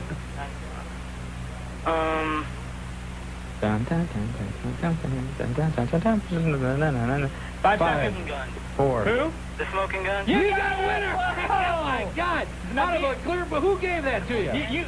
You pulled that out of your posterior, didn't you? How'd you get it, man? I don't know. Luck? No, skill. Oh, okay. Skill, yeah. Hey, tell him what E stands for. Excellent. That's there it, you baby. go. And excellence has won the prize package. You get the WWF prize package, including a gift certificate for No Mercy this Sunday, courtesy of Time Warner Cable. Hang on the line. Jobber's going to get your information. All right, thanks. All right, thanks a lot, man. Thanks for calling. Let's go to the lines. We've got Colin from Beaver Creek. Hey, Colin, how you doing? Hey, all right. How you guys doing? Good, Doing Colin. well, thank Colin you. was there at HWA and came up to the Wrestling Guys, and one of them also was wondering, where is the Love Man?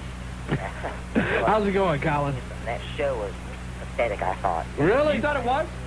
Maybe it's just me, but since it was on MTV, I was thinking of some hardcore league. Or, I mean, because there's a ton of independent leagues. I don't know why they would have picked that one unless there's something special about it. It looked like any other independent league. Well, they don't do, I can tell you one thing about HWA that is different. They really don't do any hardcore. Right. It's more of a developmental, I guess the way I explain it to people is the Cincinnati Reds have the Indianapolis team as their farm team. Right. Well, that's what HWA is. It really gets people ready in their skill level, basically, to go to WWF and WCW. Or ECW, really, but it's not, you won't see hardcore flaming tables, thumbtacks, barbed wire things from HWA. There's no doubt about it. All right, well, I heard on the WCW hotline, I don't know you guys know it yet. What? You don't... 285-0991. Tattoo that thing on your forehead. Write it down if you want all the news that is news in the world of professional wrestling. 285-0991. Guys hotline. Go ahead, Colin. But anyways, I was hearing that Russo is going to have a major idea for Savage in the future for WCW. You know what that's going to be at all? Right now, we don't know any of Vince Russo's ideas. He was at Nitro on Monday, kind of evaluating and getting some ideas and getting to know a lot of the guys backstage. And we're really going to start seeing some changes next Monday on Nitro. They did a online chat session last night, an interview, and I guess next week they're going to go to kind of a what they call Crash TV, where they're going to have 16 different segments. It's kind of what they did with the World Wrestling Federation. You're going to see shorter matches. You're not going to see any more matches that overlap segments. And the idea is that they're not going to give you any time to be able to change the channel. All right, and one more thing. they're going to stop all the run-ins that WCW had? They're going to stop the run-ins? I don't think so. I mean, you saw run-ins in the WWF, and I think that's an integral part of wrestling, especially the way their style of writing. So I think you're going to see it for a while. Yeah, I mean, I know they're still going to have some, but I'm just wondering about when there's like a major title match, it all gets ruined by run-ins. You think they're going to maybe have at least less of those? Good. Hard to tell, yeah. Man, really. At this point, I think anything goes. You're going to see some changes, and I think he's going to want to put something on there that shows that he is in charge. Right. All right, thanks. Hey, okay, Thanks, Colin, thanks for calling. And, well, the celebrity hotline's lit up. You want to go should we go to a break so that... it's your call because you're going to be the one making him wait. No. Yeah, make a decision. Let's go ahead. Let's go ahead. Bring him on. You are so pansy. What? Go ahead. Celebrity line, pick it up. Go ahead. Willie F., how you doing? I'm doing great. You know what? Every single week, you guys seem to flow better than my wife flowed every single month. Willie, easy. This is easy, Will. Is that a compliment? Is that a compliment? I think it is. Okay, thanks. I don't know. I got hit in the head twice with a 10 on Sunday, so I don't know. Now, earlier we had Man Mountain call, and I'm sure you know the whole situation. Bobo. Yeah, Man Mountain. Man Mountain. You know what, that guy, the only thing slower than Man Mountain in the ring is his thought process. Well, Willie, let's face it, man. The guy had to call back. He was challenged. He sat there. He sat there in the front row with a drool cup underneath him. Didn't even bring the belt with him. The only belt that he brought was the one that was holding up his pants. And as you know, the True Syndicate has always said no to crack. Now, Willie, talk about this True Syndicate. How did it come together? It came together because, you know what we decided, and what we decided through meetings, all these secret meetings that we had, is why are we fighting one another? We have all these other dead weight people within UCW. Why could we not just band together? I mean, the Syndicate, you look at who I had. Look at who I had. A bunch of rejects that nobody else would want. I mean, Suicide Solution, you know, they got like one mind in between them, and that one's about ready to go because it's been hit in the head with a chair so many times. I mean, you had Filthy the Clown. What does this guy do? You know, what is this? Basically, you might go to a post office, you might see him up on the police blotter. That's about it. He writes well. He writes well.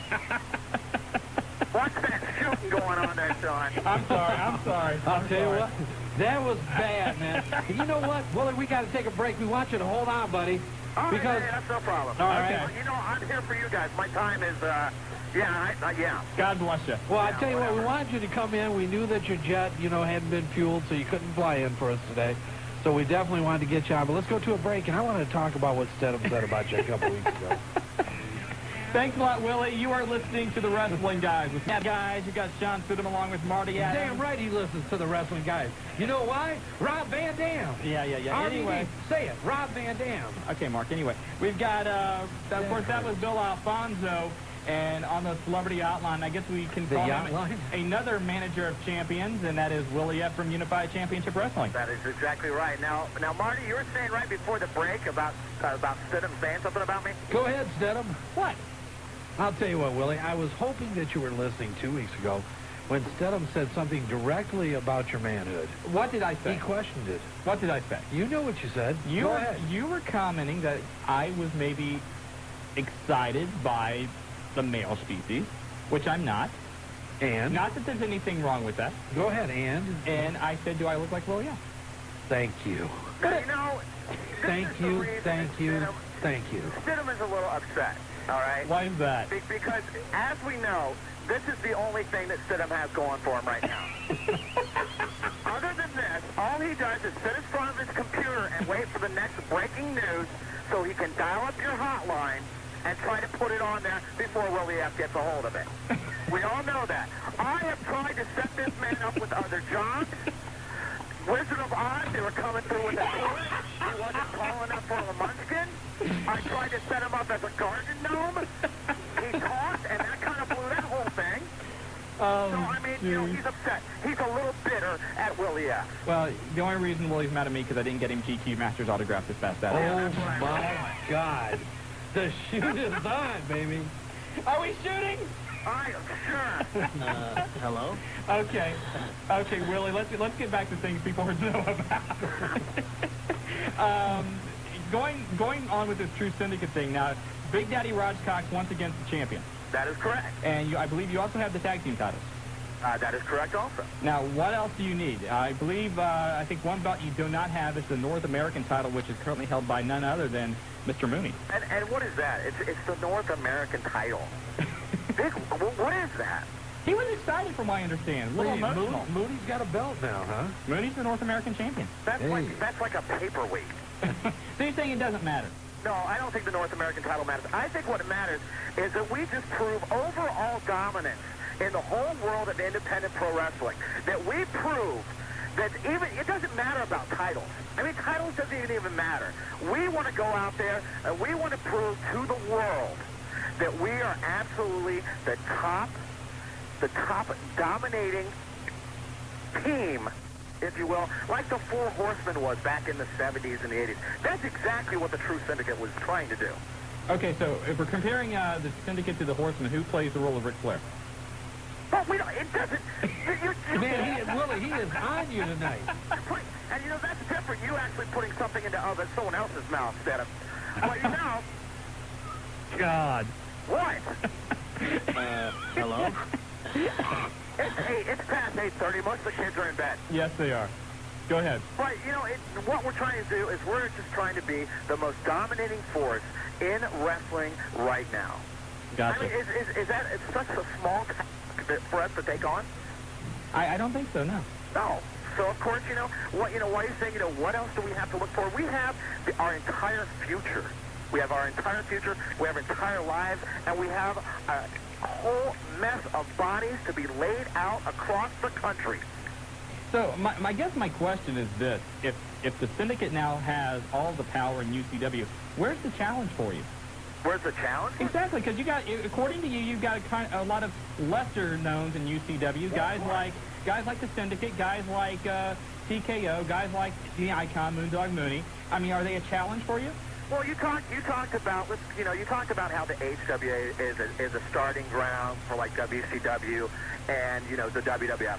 The True Syndicate wants to be a starting ground for like the morgue, okay? Like, you know, various hospitals in the area. You know, we're looking out towards a lot of up-and-coming medical students who might not have people that they might be able to practice on. So that is what we're going to do. That is what we're going to help out. That's the challenge. Well, the morgue's a pretty... America. You know, I feel so wonderful now. Well, you know a lot about the morgue. That's where you got your last date, right? And you know what? I am enjoying this because, you know what, Willie? I got to give Stedham credit. Normally he talks behind your back. You're not here tonight. When you're in the studio, he's got his arm around you, man. He's offering you pizza. Can I get you a pop, buddy? Can I do anything? Can you don't see what he does with that other arm either. That's why I don't come in there. Well, you know, what can we do for your limo driver? You know, now the real Stedham comes out, and, you know, I'm glad it finally happened. You like that? I do. Know at some point, Stedham and I are going to be in the same building at the same time. You think so? Absolutely. Okay. And what is that? That's something Jobber's doing. I don't know. Jobbers, I don't know, man. Jobbers kind of take control here, too. Yeah, I guess after the 8:30 hour, we can start playing the Beavis and Butthead drops. I don't know. That's fine, I guess. Whatever. So anyway, what can we look forward to now in UCW, Willie, once again? Total domination by the True Syndicate. And is there an upcoming show we need to know about yet? You know, I don't even know what our next show is going to be, and it doesn't really matter. I mean, we're just going to take some time off, you know, because we can. Because actually there's no challenges coming up in the ranks of UCW right now to any of us. So we're just kind of sitting back and letting those guys, like, scurry amongst themselves and fight amongst themselves. You know, what's that show in Piqua that's coming up? VCW. Violent Championship Wrestling, and I think Rhino's going to be there, and your favorite tag team, Suicide Solution. Well, if Rhino's going to be there, then I'll be there. Okay, good. So we can expect to see you October 23rd, Piqua Armory in Piqua. I will be there. All right. I tell you what, we're going to make it we're going to make it nice for you because I don't know if anybody actually buys the tickets to see you. So what we're going to do is give out 4 tickets so they can come see Willie F. in Violent Championship Wrestling. That's fine. You know, I'm completely, utterly stunned right now. Now, I didn't mean UCW. I'm just talking about you solely. Me solely? That is the whole ticket right now. I'll tell you what, Willie. I'm going to have to stop him. He's off on a tangent. You've drove him crazy. Let me ask you something. The last time you and I were together, Stidham, Yes. who signed more autographs? The last time? Yes. I don't, if you're talking about this past Saturday? Yes. I signed a few myself. Oh, now, come on. I did. I'm not talking about, when you're signing the bottom of checks and stuff. No. I signed some autographs. You know what? You did really good with that stamping thing, too. Did you like that? I I worked on that for like 3 days. I could tell how high up on the plateau you were, having the little stamp at the door. I mean, who was the one? Who was the one kid that kept bugging me for my autograph? Graham. I signed his autograph, so that he was real happy. I don't know any Graham. Okay, good. Oh my God. This is non-stop. Willie, it's always a pleasure to have you on, my friend. Yeah, now let's kiss and make up. No. It was nice talking to you. Hey, Willie, we appreciate you being on, man. You can call anytime you have the 1-800 number to the Celebrity Hotline. I do appreciate that. Willie, one last thing. Any truth to the rumor you're bringing in Lenny and Lodi? Just curious. It's out there on the internet. And of course it would be you asking me that, wouldn't it? She would be the only one in the entire Dayton area wanting to know that, the answer to that question. Willie, we got to go to a break. God bless you, my friend. Willie, thanks for calling. Look forward to seeing you. I guess you're going to be in Piqua. This is going to be the first run. I will be in Piqua, and I guess starting tomorrow after all of Sidon's comments, I will be at a local psychiatrist's office in Dayton. So you might just want to call it various ones and just to see if I happen to be there. And to find out of the latest about Willie F. and everybody in UCW, you can call their hotline 640-1921. And I'll tell you what, great show. Good phone with Stickum. I called Willie F. I'll tell you what, I'll bring us back. Welcome back to the Wrestling Guy, because Shawn was busy calling Willie trying to make him. Okay, hold on. I'll say this here, and Jobber, you can kill the music anytime you want. Thank you very much. I will say this, and Willie and I have a great time together, and I think that if anybody on the independent circuit has a chance to make it as a manager in one of the big federations, it is him. And I'm being very sincere. We talk about this a lot. I'll tell you what, there's a lot of independent federations, and there's a lot of different managers, and you know what, we try to work with all of them equally well. Willie, I'll tell you what, he's a bright spot every time we talk to him. If you go to their shows, you're entertained regardless of what happens. Anywhere we've been, the guy's great, and you know what, it's always a pleasure to have him on the Wrestling Guys, and that's all you can say, even though you did call him and start kissing up again. So I'm not going to go into that. No. But the one thing about Willie that's really unique is he's one of the few individuals in this business who can go in front of a crowd who have never seen him before and have no idea any history as far as what's going on storyline-wise, federation-wise, and within 30 seconds, they hate him.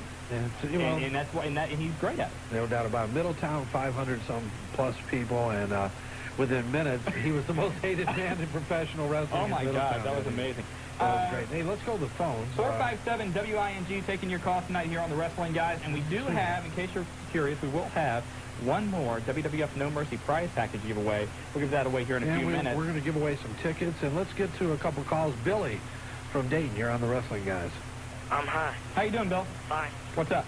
I was wondering if you see the Godfather or Ken Shamrock getting any title shots in the future. Well, Ken Shamrock's right now out of the business, and it doesn't look like he's going to be back anytime soon.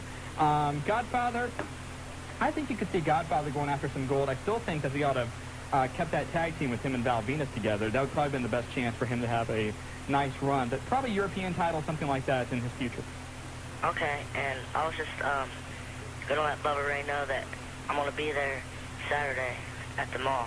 Mall at Fairfield Commons, 3 o'clock. Bubba Ray, in case you missed it here earlier on the show, 3 o'clock this Saturday at the Mall at Fairfield Commons. Bubba Ray is going to be there with the Wrestling Guys looking for a challenge. And Billy, just a word of caution, be cool with Bubba. I can tell you, I've seen him in action, man. All right, thanks. All right, buddy. A friend of mine made this comment. Is there anybody that lives his character more than Bubba? I don't think so. You know what? Yeah, like I said, I talked to him this afternoon, and he gets you, man. That Bronx accent. When I was in Josie, and it's one story after another. Well, he loves it. When we asked him about the stuttering gimmick, I got whacked on the back of it. It's like, oh my God. And then he gets mad at me for laughing because you're laughing hysterically. Hey, let's go to the phones because we got a lot to do here. Mike from Dayton, you're on the Wrestling Guys. Hey, man, what's up? How's it going, Mike? Cool. I was wanting to know about the TNN taping for ECW. Yep. If you knew if all the all the top stars are going to be there, probably? Yeah, you're talking about, and I can't believe we haven't mentioned it yet. October 30th, ECW is going to be in Dayton for a TNN taping. And my guess is, it being a TNN taping, you're going to see all the top stars.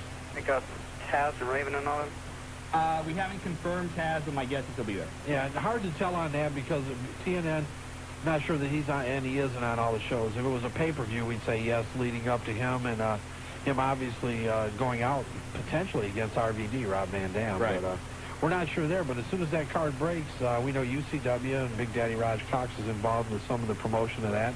And Willie will get that information out on the hotline and on our Wrestling Guys show. Yeah, I went and I already got my ticket already. Oh, that's great, man. I'll tell you what, it's exciting. It's always a rabid Dayton crowd for ECW, and we expect nonetheless, especially with the televised taping. I did hear some things today I'm not under liberty to say, but this show is going to have a strange twist to it.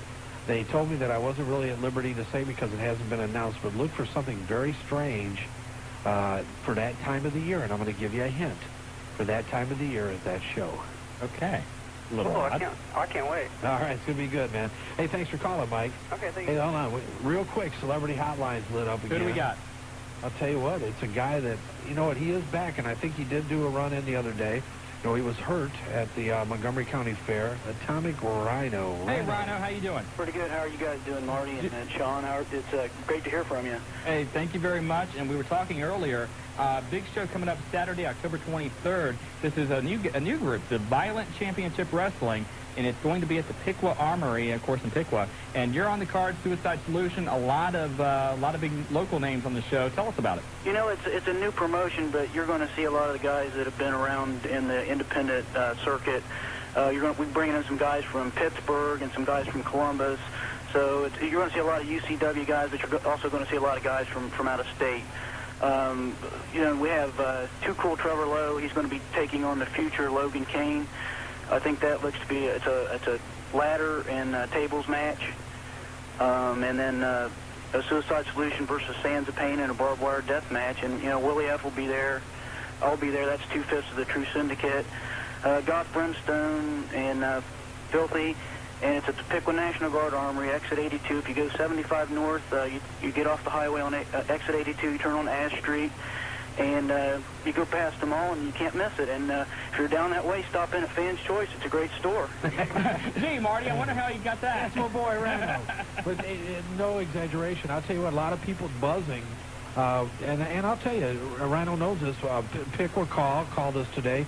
Their photographer's coming over. Troy Daily News is coming over. A lot of press following this particular show. And, you know, this is, I mean, for those of you that are into hardcore, this is the show of the area to be at. Hey, Rhino, let me ask you something. You are kind of now reached a Mick Foley-esque status after your match at the Montgomery County Fairgrounds in the Flaming Table. Exactly what kind of injuries did you suffer, and how are you feeling now? I suffered really severe second-degree burns to 16% of my body. It was a stunt. You know, it was a thing that got a little bit out of hand. You know, sometimes you get in those situations when you're in pro wrestling. I've been in the business for 14 years, and I've never really made it. And sometimes you get a little bit of a name doing stuff like that. But that was just a little bit far. But everybody's talking about it. I'm sure they are. I heard a lot of people from far away has mentioned it. So. I just tell the kids to stay away from stuff like that. When your mom told you not to play with fire, listen to her, because that stuff really hurt bad, I'll tell you.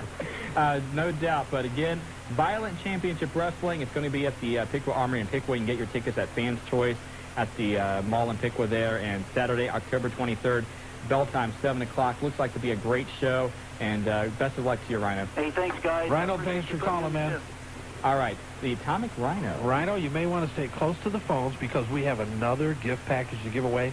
And I'll tell you what, short time to do it in. And we got some of your tickets to give away. You want 2 tickets to your own event, Rhino? Stay on the line. We're going to do this right now, and we will throw in these Violent Championship Wrestling tickets with the prize package. Okay. So the package now is even bigger. Oh, my God. Because you get the WWF Student Millennium Planner.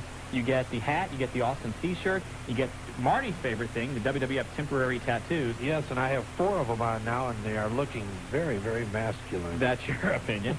And the other thing you also get, of course, is the Violent Championship Wrestling tickets. And if you're a Time Warner subscriber, you get a gift certificate for the WWF No Mercy pay-per-view this Sunday, a $29.95 value. And if you're not, sell it. Yeah, you can sell it. So there you go. And what we're going to do, Jobber, go ahead and clear the lines again. When we get to caller 5, let us know. And we do want to remind you that, of course, the WWF No Mercy pay-per-view is happening this Sunday from Cleveland, Ohio, and it's going to be a great show. You got Stone Cold Steve Austin going after Triple H, trying to get back the WWF title. And it's going to be a huge, huge show. And to get it, all you need to do, if you're a former Media One customer, is call 1-800-885-4993. Or if you do not have impulse ordering capabilities, call 1-800-859-9489. Or you can simply call your local Time Warner office, and they'll give you all the information you need to watch No Mercy this Sunday, 8 o'clock on Time Warner. It's going to be a great pay-per-view, WWF in town. Saturday, 5 o'clock, matinee. And, hey, the line's lit up. We got our 5th caller, Greg, from Beaver Creek. You're on the Wrestling Guys. How you doing, Greg? Oh, pretty good. Okay, you ready for this? I hope so. Okay, here's what we're going to do. We're going to go... Should we make it 5 questions this time? We only got 5. Let's do it. 3 questions. Don't change it for me, Greg. He always tries to be surprised, because I think what he prides himself on more than anything is his work in the ring, and I never question that. I'll tell you what, Mick, and I'm sure you'll hear this. Les Thatcher talked to Rick earlier today. Oh, yeah? And, Rick, he has not read the book yet, obviously. Okay. But Rick was very complimentary of 3 wrestlers that he felt in the WWF were just outstanding, and he felt that really take it to the next level. Who's that? One was Steve Austin. Okay. One was The Rock. The other was Don't say me. The other was none other than yourself. Oh, now I'm going to feel really bad. You know what? I wanted to tell you that because you're going to call Les later, and I know he's going to tell you. But no, that's true. You ruined my day. Mick, let me ask you about something else that everybody's talking about, and that is Beyond the Mat. Okay. And this is, of course, the documentary featuring yourself and Terry and Jake Roberts. Right. And we're trying to find a way to get it for the fans here in Dayton to see it, because a lot of people want to see this. It's going to open up in L.A., I believe. Is it this week or next? It's opening up the 22nd. Yeah, I guess it opens up in 2 days. The reason being is Universal Pictures, who put it out. Barry Blaustein directed it, obviously, but Universal Pictures is the production company. They feel like it's going to get at least Oscar consideration. Right. And you have to release it, sometime in '99 to get that consideration. So they're releasing it then. I don't know when I think in January it might get a wide release, but I've only seen a little part of it. And it's really, it's really powerful. It's a very emotional deal. And it can be a little ugly at times, but I think it's very, very accurate, too. I was told about the segment where Dewey, I guess you guys are playing around, and he busted his lip, and you're trying to teach him the secrets of the business. Trying to teach him to mix his blood with the saliva. Yeah, well, he went, in the past year, he's gone from, automatically, crying at the sight or taste his own blood to, running to the mirror to check it out. So, just like that. Yeah, just kind of like that, yeah.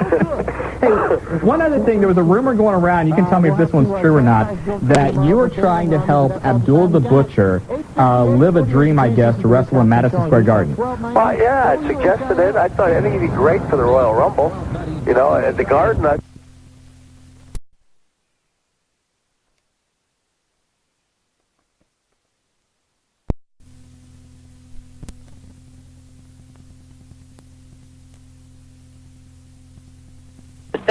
A week later, she was open it. Or Blue Chip Broadcasting.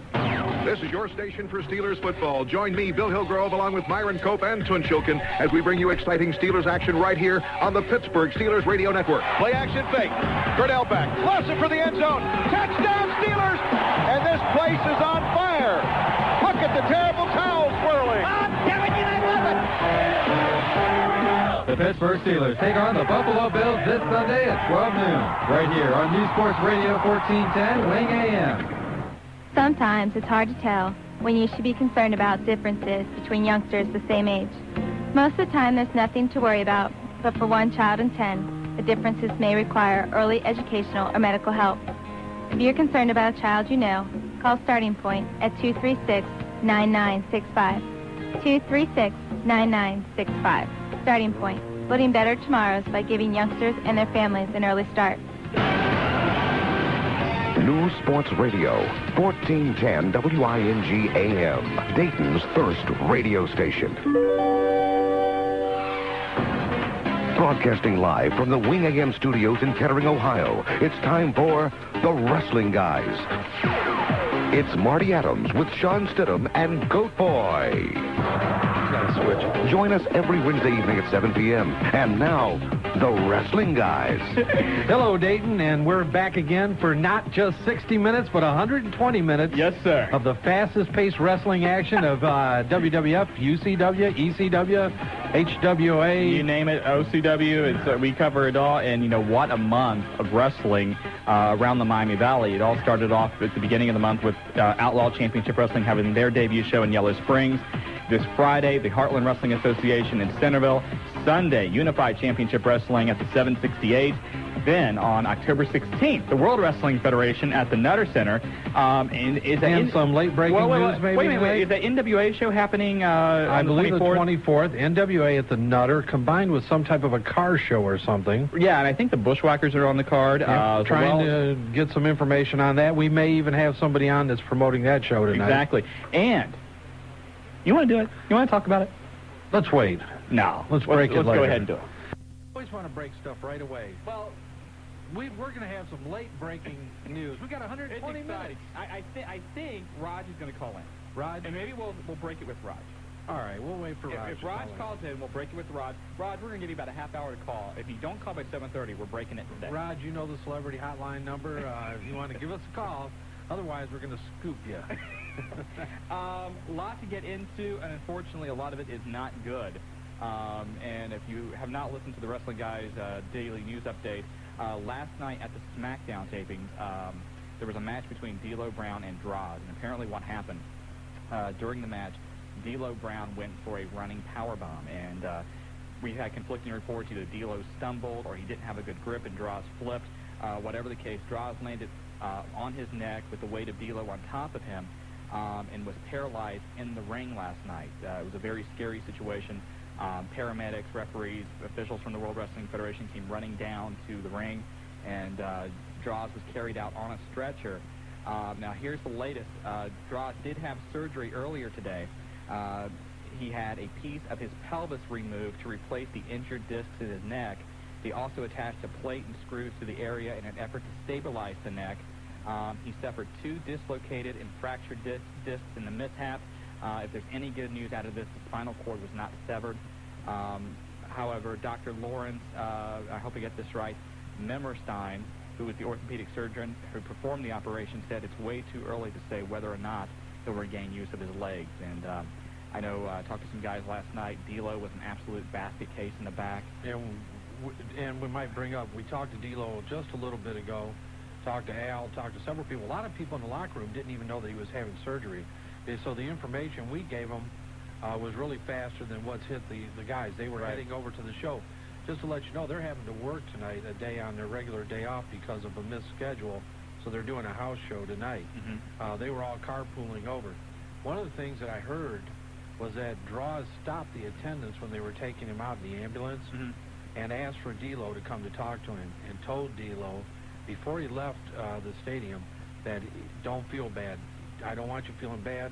When we get in the ring, these types of things, they could happen. Right. You didn't do anything wrong, man, and tried to take some of the burden back, and D'Lo was still obviously...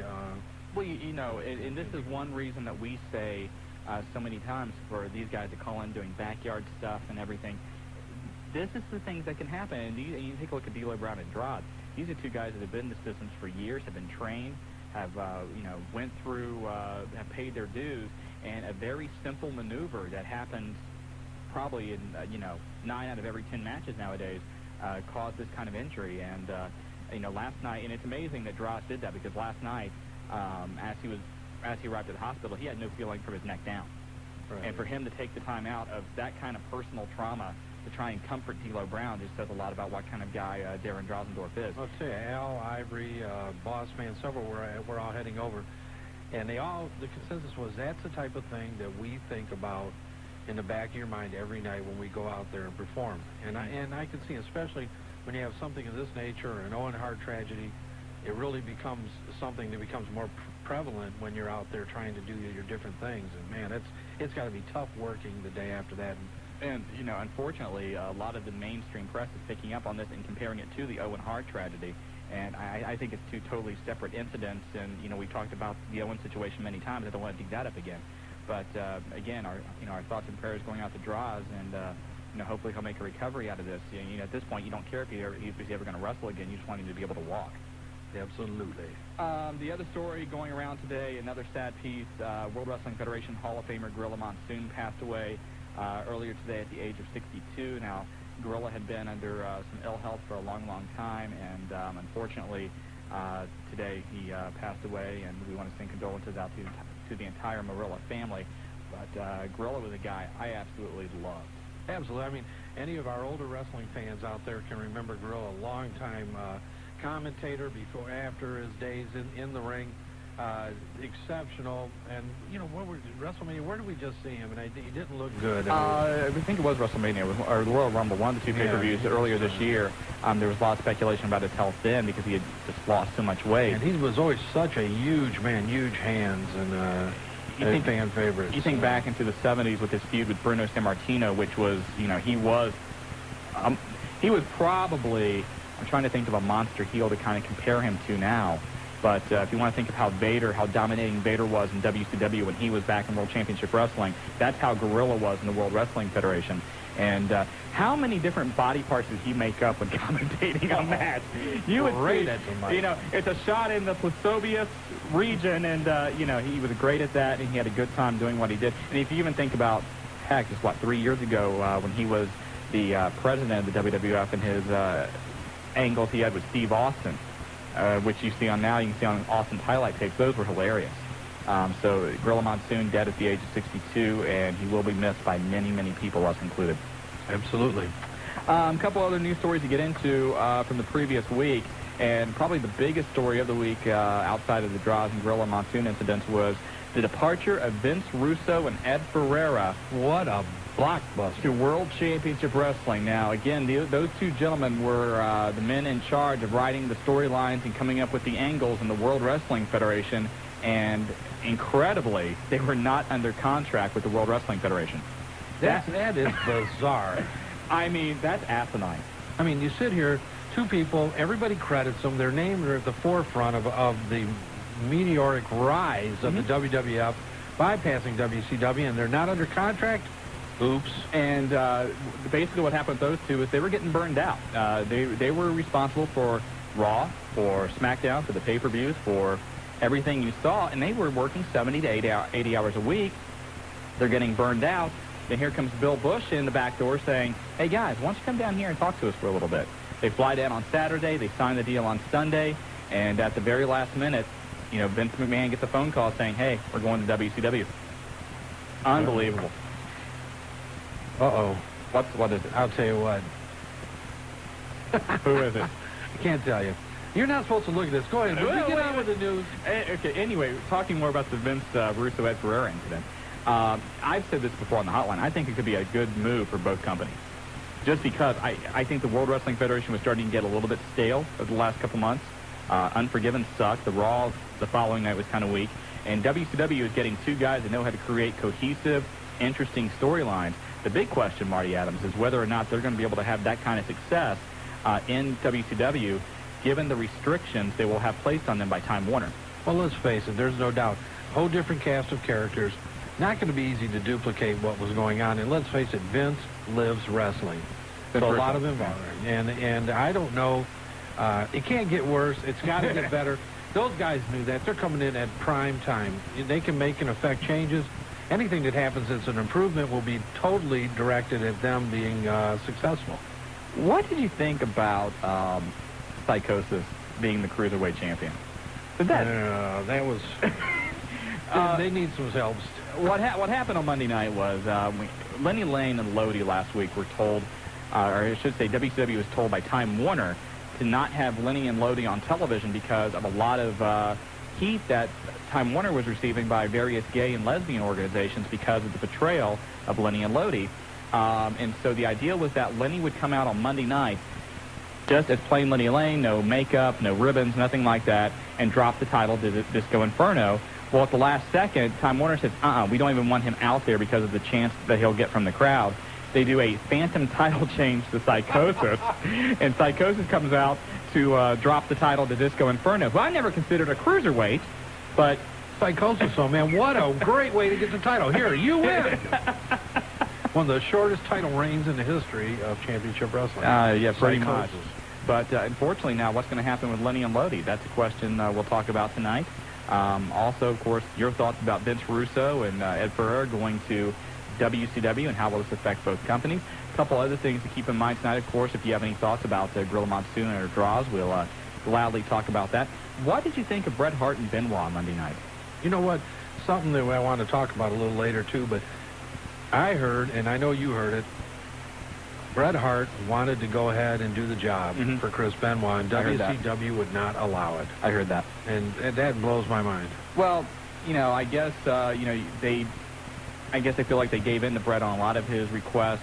They let him have the match. They let Harley Race come down, which was not a popular decision for a lot of people in the back because of Harley's influence on that NBC behind-the-scenes special a few months ago.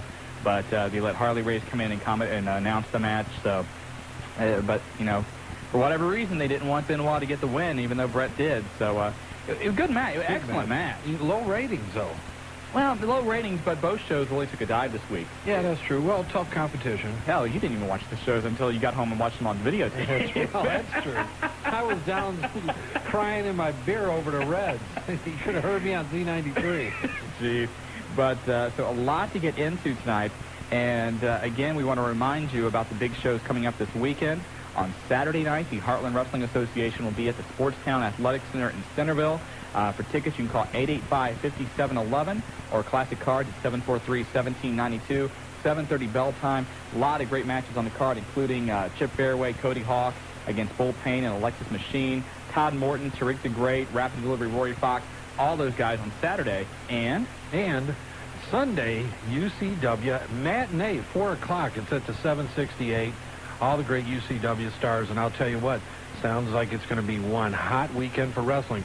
You might want to add PWI, Top 500. We're going to get into that, too. The latest issue of Pro Wrestling Illustrated is out, and for the 9th year in a row, they have ranked, in their opinion, the top 500 wrestlers in the entire world. And kind of surprising. There are some surprises. And I'll tell you what, we're going to have several of those wrestlers on tonight that are going to be appearing this Saturday night in Dayton. But, again, Sunday with UCW, I think the main event is going to be Maniac Mark Mustang against Goth Brimstone. You also got the Suicide Solution on the card, Independent Icon, Tommy Knockout. The Syndicate, of course, is going to be there. I think the world champion, Rhino, Atomic Rhino. There we go. He'll be making an appearance. Yeah, coming back from a serious injury at the Montgomery County Fair. So he will be there. A table match. And a little bit of talk tonight maybe about OCW's debut in Yellow Springs. OCW was a big debut this past weekend, and of course, wrestling guys were present. The wrestling guy was present. You were there. You had one of your social functions that you always seem to have when there's an independent show. No, hey. Don't even go segment goes, independent show. Oh, no, I have to be somewhere. Don't even go there. Okay. Don't even go there. What do you think? You want to take some calls for that? We probably need to take a break. Yeah, let's take a quick break. The phone lines were lit up before we come on. We got two guys waiting. We've got Daryl from Xenia and Mike from Dayton. We're going to take them as soon as we get back. What do you think? Oh, that sounds good. Then we want your phone calls, too, at 457-WING. You're listening to the new 2-hour Wrestling Guys on Dayton's First, 1410 WING. A best of 5 to stay alive. There's a high fly ball to deep left center field. Way back, and it is gone. Deep to left field. Deep, way back. Drive right into the gloves, and the Mets win it. The Mets are going to Arizona. An NL Division Series Game 2, the New York Mets at the Arizona Diamondbacks. Wednesday night playoff baseball live on ESPN Radio. Tonight at 10:37 on News Sports Radio, Wing AM. Do you shop for only the best? You know, designer fragrances and only the top names in clothing and electronics. The only bad thing to having the best is paying outrageous retail prices to get it. Until now. If you want name brand merchandise at half the price of the malls and department stores, go to the World Wide Web and log on to fleamarkets.com, your internet source to online bargains. Take a virtual tour of some of the most beautiful shopping facilities and their vendors from Massachusetts to California. From every household item and decoration to tools, sports products, and your favorite collectibles, fleamarkets.com has got it all. Use their search engine to find every product you could imagine. See why it's the most sought-after shopping experience on the net. If you're going to shop, get out of the malls and go to the market. fleamarkets.com. If we don't have it, it hasn't been made. That's www.fleamarkets.com, a paid advertisement by Complete Internet Services, Cincinnati, Ohio. News Sports Radio, WING-AM. Phil Alfonso, manager of champions, ECW superstar. When I'm in Dayton, I listen to 1410 Wings. It's hot. Marty Adams and Shawn Stidham, Daddy. Welcome back to the Wrestling Guys on Dayton's first 1410 WING. I'm Shawn Stidham along with Marty Adams, and let's go to the phone lines and talk to Daryl. Daryl, welcome to the Wrestling Guys. How you doing? Doing good. How are you doing, guy? Fine. I just have a couple of questions about a couple of people. First, Terry Taylor. With this, Ferreira and Russo gone, how does that affect him? Is he going to get a promotion, or exactly how does it affect Terry Taylor? I don't really think it affects Terry Taylor. His main job in the WWF is to find new talent and to bring him in. And, it's possible he's been involved in booking in the past. And, it's possible they may look to Terry Taylor for some ideas, but I haven't heard anything, Marty, I don't know if you have, where he's going to get a We made promotion. some calls, and we have talked to some people in the office. I think what will happen is they'll lean a little bit on Terry Taylor just because of his background and expertise. I don't think you'll see a major change. I think they're out making some connections right now, doing some interviewing and looking for some other people to fill the bill. Terry's there. They know what he can do, and I don't think you're going to see any major changes for probably the next 2-3 months. And one thing is possible, too, Ed Ferreira never had a wrestling background. He was brought in. He wrote for movies and television shows. Honey, I Shrunk the Kids. Yeah. It's possible that they may go outside of the wrestling world to try and bring in a proven Hollywood scriptwriter to come in and write up some storylines. And the other question, it may sound crazy, but is there any way in the world that we could ever see Eric Bischoff in the WWF? Probably not. I mean, yeah, anything's possible. It's the millennium. He's got 2 or 3 years left on the WCW deal. Now, I did hear something the other night where they, Time Warner may actually, or not Time Warner, I'm sorry, I guess Time Warner, really Turner, may go ahead and come up with a severance package and just release him from his contract. I heard of a storyline the other night which would be very entertaining if Bischoff was to come into the WWF, but I don't know if he and Vince McMahon could ever put aside their personal differences to work together. The other thing, Eric Bischoff has always aspired to make a move from beyond that into, major, television, movies, things of that nature. And, the guy's sharp. We'll see him pop up somewhere. He can get a big severance package. What the hell? Lay around for a year or two and enjoy it. And the other thing, too, I don't know if he could actually go to the WWF and be under Vince McMahon. I think that would be a huge blow to his ego. Okay, thanks, guys. Hey, thanks, Daryl. Take care of yourself, okay? Keep seeing you cool, man. Let's go back to the phones and talk to Mike. Mike from Dayton. Yeah, I just wanted to know what you guys think is going to be the main event for WrestleMania 2000. The main event for WrestleMania 2000, yeah. I'm going to say, and this probably isn't going out on a limb, but I'm going to say Austin Rock. Austin Rock? I'm going to say Austin Rock. Yeah, I think so. I'll tell you what. Giant. No, it's not going to be the Giant. I'm telling you, they're going to give him a push. No, it's not going to be. Remember, you heard it here first, Mike. I mean, you really went out on a limb. Wow. No, I think with WrestleMania, you always take your top 2 guys in the company and you put them in the main event. And if that's still going to be the case, I think it's going to be Austin Rock. Although I wouldn't be surprised for them to maybe make it a triangle match or a 4 corners match, and maybe throw in Mankind or Paul White or Chris Jericho or somebody like that. Thank you. Hey, I got one more question. Hit it. Hey, where y'all know what Bart Gunn is now? Japan. Japan. Yep. His career in the United States was pretty much over after Butterbean waylaid him out. Butterbean wobbled his knees. He had a knee job and went over and did some chops. Yeah, he had a what? Yeah, he's over in Japan. All right, thanks. Thanks for calling, Mike. Hey, lines are lit up. Let's go to Crazy Tim from Too crazy? Dayton. Too crazy, Tim? Too Crazy Tim? Too Crazy Tim? Yes. How you doing, Tim? guys? How you doing, buddy? Pretty good tonight. I got a question for you all. First things first, Love Man sucks. Hey, you gotta watch it, man. This show is rated PG. You know, you used to time me, maybe you still do, about how long it would take before I would bash WCW. We need to run a timer about how long it would take before we get the first Love Man sucks comment on the top watch line. it. I'm not saying he sucks. I'm saying we usually get those The calls. Love Man, I don't like the Love Man. You can say that. Yeah, the Bonger's right about him. Anyway, do you know when the documentary on Jake Snake Roberts and Mick Foley may hit Dayton? You're talking about Beyond the Mat, and right now they're still looking for a distributor for that film. I'll go ahead and say it. We've talked to a couple people about maybe trying to bring it here, and we're still working on that. I don't know if it's going to be successful or not, but my guess is if we're not able to bring it here in the next couple months, you're probably not going to be able to see it until sometime next year at the earliest. Well, if we bring it, I'll buy the popcorn. All right, Hey, Too there Crazy you go. Tim's popping for the popcorn. We're putting it down, man. You got to bring the microwave, too. I will. All right, buddy. Right. Thanks for calling, man. Hey, the lines are lit up. Let's go to Mark from Kettering. You've got the wrestling guys. How are you tonight, gentlemen? Good, Mark. Good, Mark. That's a shame about Gorilla Monsoon.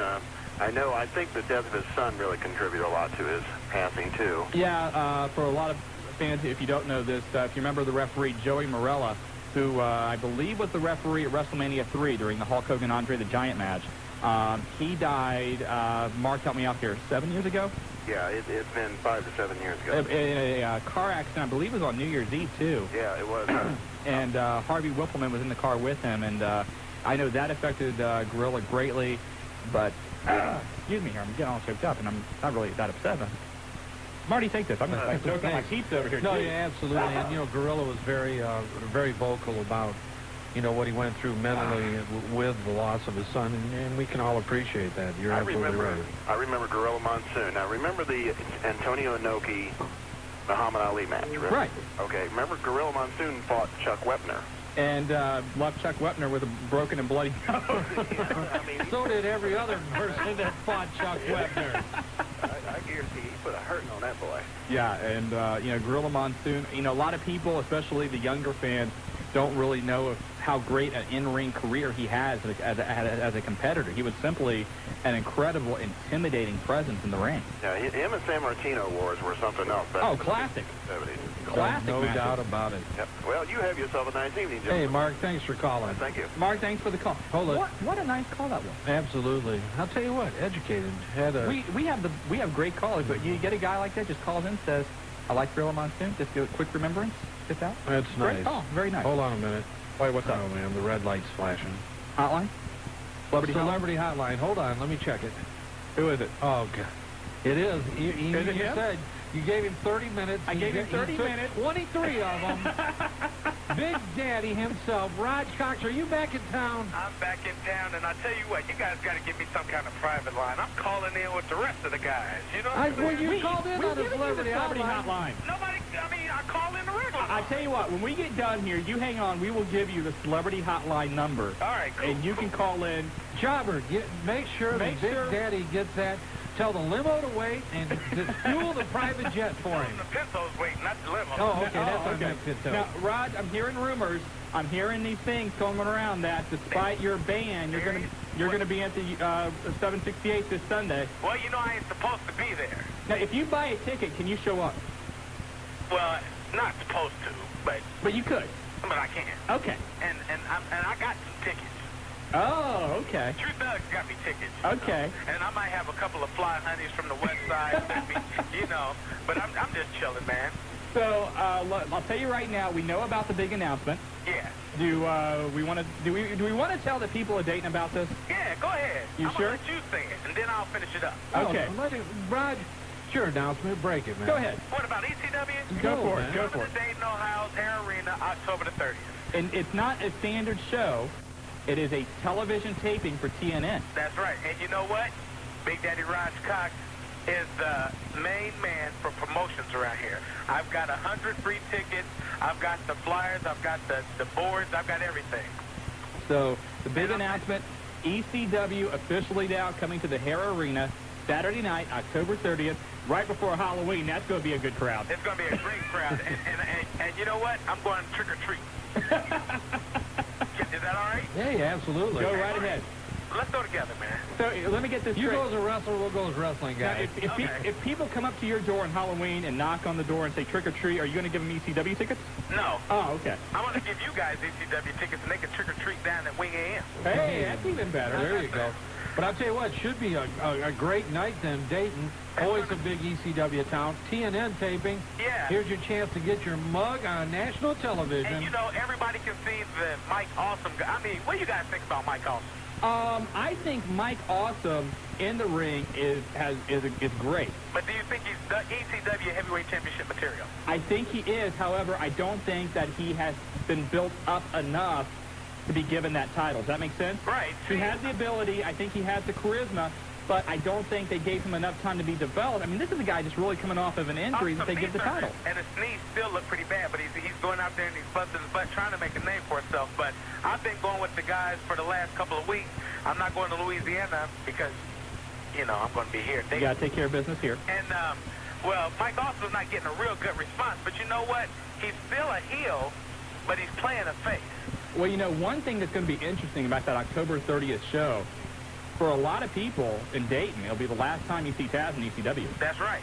I mean, he'll be at the November to Remember, but that'll be the last time in Dayton, Ohio, you'll be able to check him out. Right, so it's going to be nice to see Taz and maybe give him a nice send-off from the fans in Dayton. Right. If you remember what he did in '98 against Bam Bam, what he did this past summer against Jerry down at the Hare Arena. He's had some great matches in Dayton. And you know, the fans haven't been real nice to Taz. They've been booing him and telling him he sold out. But I mean, they got to understand. The whole purpose of professional wrestling is to take your character to the highest level you can take it. Right. And if you can take it to the WWF and get over, then that's great. You know what I mean? And from what we've been told, Taz is going to come in the WWF pretty much as Taz. They're not going to do a whole lot to change his character or gimmick. He's going to be the old Taz where he don't care about nothing but Taz. Right. That's what I'm getting the word on, too. So I just hope everybody comes and turns out. Like I said, I'm going to work with the wrestling guys. I'm going to work with other independent organizations. We're going to get rid of some tickets. We're going to have some great fun. And, Marty. Yo. Let's go trick-or-treat. I'm in, man. Get Bo to go with us. I'm going. Bo's driving. How big are your candy bags? You have like we got a giant pickup lawn truck. bag. You got those giant lawn bags. Does 33 gallons sound like enough? Shit, you see me, you, Bo, and Mark Mustang coming up to somebody's house. They're not opening that door, man. People just give us the candy. No doubt. I'm going to the shopping center. We'll plug your candy. Yeah, do not, if you're going trick-or-treating, do not get behind these guys or you're going to be out of luck. You're going to have an empty trick-or-treat bag. West side, stay home that night.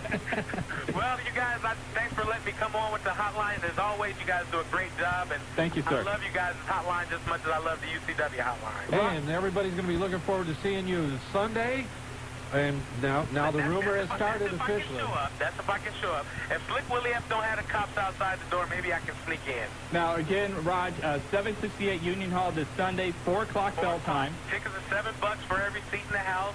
And we're just going to have fun. This is going to also be a TV taping for Media One and DATV. Sounds like a good time. All right. Well, guys, you take it easy. I'm going to get my trick-or-treat bag, and I'll talk to you guys later. All right. Take care, man. Peace out. Later, Raj. Bye-bye. Big Daddy Raj Cox on the Celebrity Hotline. And, of course, the big announcement, ECW coming to Dayton for a TNN taping on Saturday, October 30th. Guess where the wrestling guys... I don't know. You'll have some social function. You won't be there. I will be there. Yeah, right. But we will have Maybe tickets to give away for that. Never for UCW or OCW. Shut up. Okay. Hey, let's take one more call because, nope, we're going to make him wait. Who is it? Let's go to a break. Jobber, take us out of here because when we come back, who is it? We're going to have the one. Jobber, take us out. Thank you. We're going to have the one and only the Love Man. Oh, yeah. Your buddy. He's a good friend. Yes, he is. Yes, he is. From Carlisle, Ohio. Carlisle's most famous resident, the most hated man in professional wrestling, the Love Man. And we'll be back. Hey, you're listening to the Wrestling Guys. That's Marty Adams and Shawn Stidham on Wing, 1410 AM. We've got a transmitter, and we're not afraid to use it. Yeah, you're on. Hey, babe, first time. What you want, darling? There you are in Gainesville today. What's it like, 1,000,000 degrees? It's about 98. Heat index about 110 for you today. Yeah, nice and comfortable there. Jeff, you're in Illinois and you're on. Hey, babe, first timer. Cool. Hi, Jeff. We didn't wait you or anything, did we, huh? Steve, Dayton, driving around. You're on. Hey, babe, first time calling. What's up, darling? Speak to me. Doug, you're in Virginia. You're on with the Babe at Skeet Day today. First time, baby. What's up, honey? Brian, you're on. Hey, smack me up last time I bought it. Baby, got it. I love that. I'm going over here to talk to Mo. You're in Detroit and you're on. What's up, babe? First timer. Hi, honey. What's on? Jeff, you're in Columbus, Ohio. What do you want, my dear? Hey, I'm a multi-timer, babe. Give me the business. Mark, you're in Detroit, too. Hey, babe, love me 2 times. What do you want? I got a couple of these. There you go, sweetie. I go over here to Chicago. Dean, you're on. Hey, babe, double shot power? Hi, honey. Double shot power.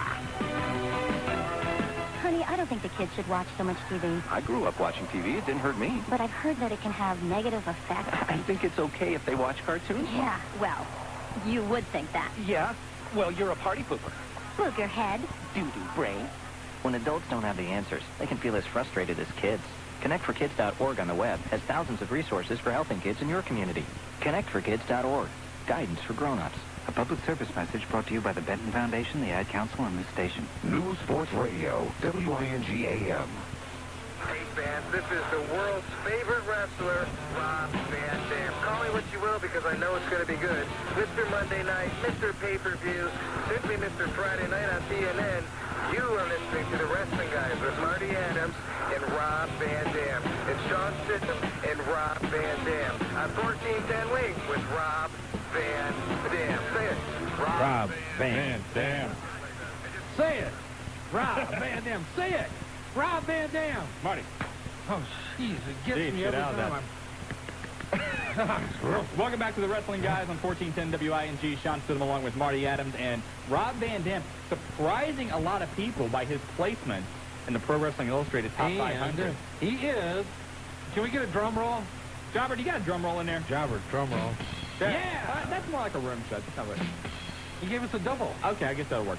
Rob Van Dam, according to Pro Wrestling Illustrated, the #2 wrestler in the entire world. Kind of surprising given the fact that he's never won a quote-unquote world title. Tell you what, but talent, I mean, the guy is talented. You know, a lot of people... Rob Van Dam! You gotta enjoy PWI for what it is. I mean, for the longest time, it's been kind of a marked magazine. But the top 500, I like their rating system. And kind of surprising, when you look at the top 5, you've got The Rock at number 5. Number 4, and this shocked me, the number 4 wrestler in the world, Rey Mysterio Jr. Popular, man. Yeah, but still, he's a cruiserweight. He's a cruiserweight compared to other guys like, I don't know, Sting, Hogan, Nash, go to WWF, over The Rock, Rey Mysterio over The Rock.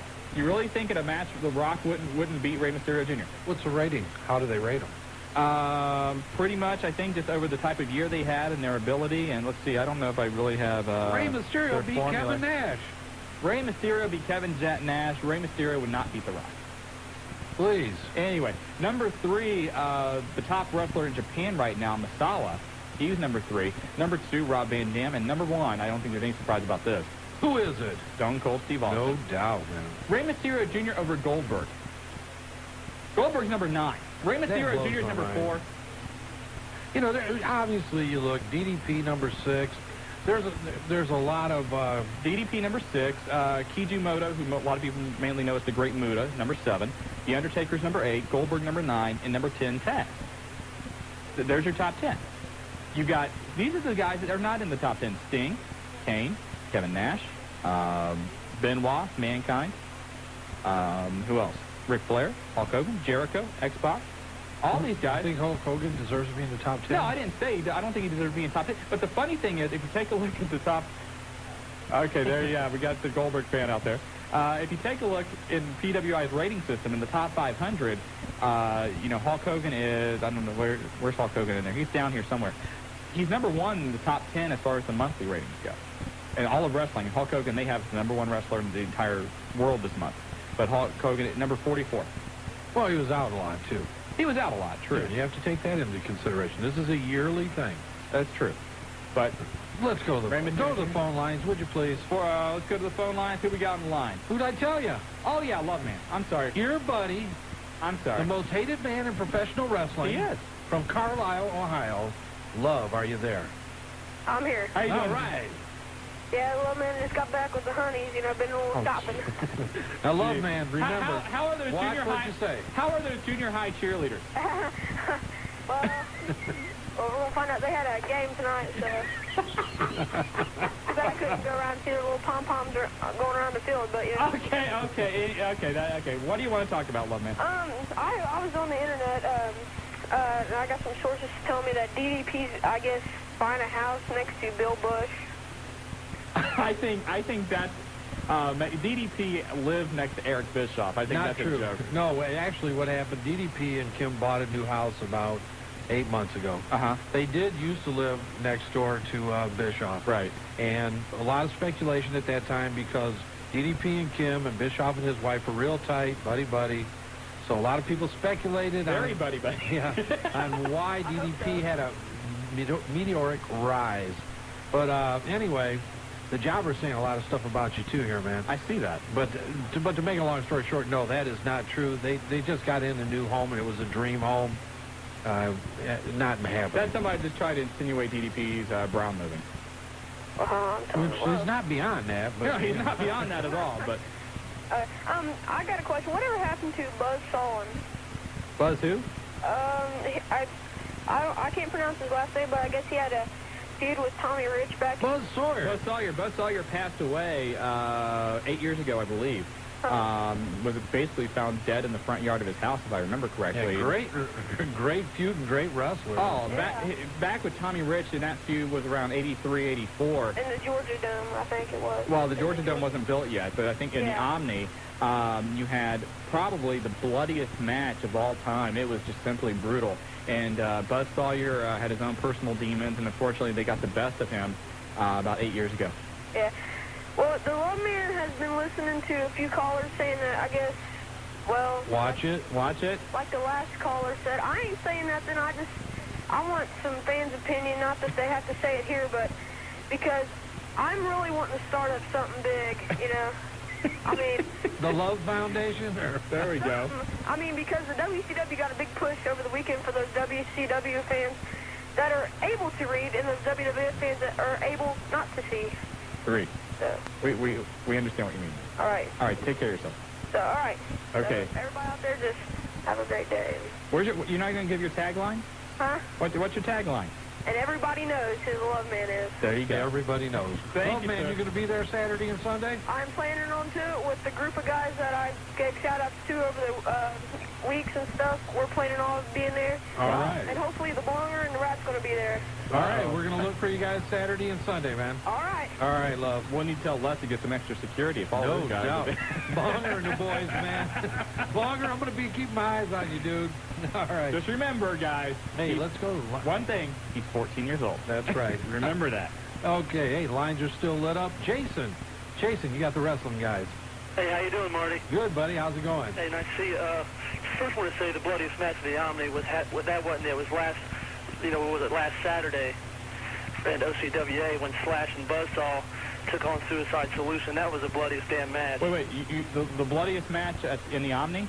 No. I was going to say the Omni was torn down a couple years ago. It wasn't the bloodiest match in the Omni. It was over at the John Bryan Community Center last Saturday when Slash and Buzzsaw tried to beat the heck out of Suicide Solution. Didn't go out that way, but it was one of the bloodiest matches. And I looked into the corner, and Marty wasn't there, so he left. So don't let him give you a hard time. He left before the last match happened. You see, he gives me a hard time about a lot of stuff. I'll admit it, man. But from what I've talked to a couple of people who told me about that match, and I guess it was absolutely...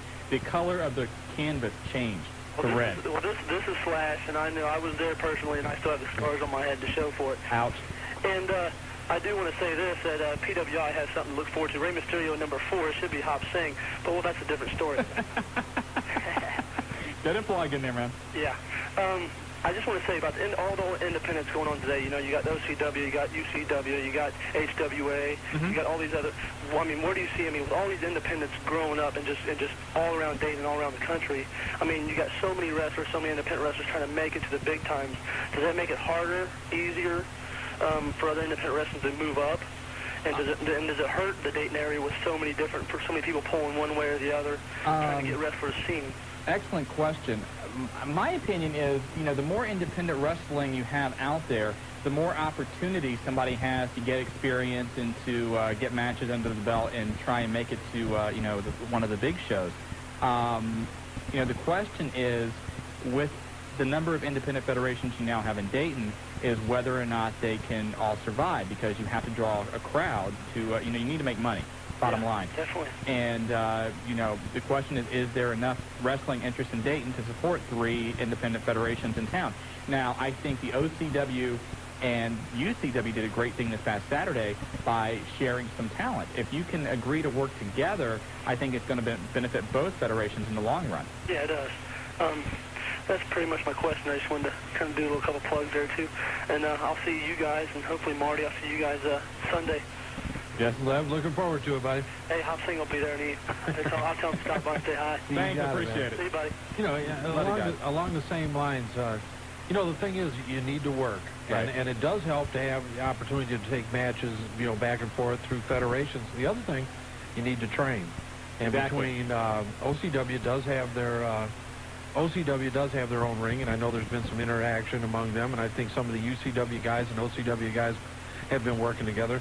Les obviously has the wrestling school, which is really only about 25 minutes from Dayton. Right.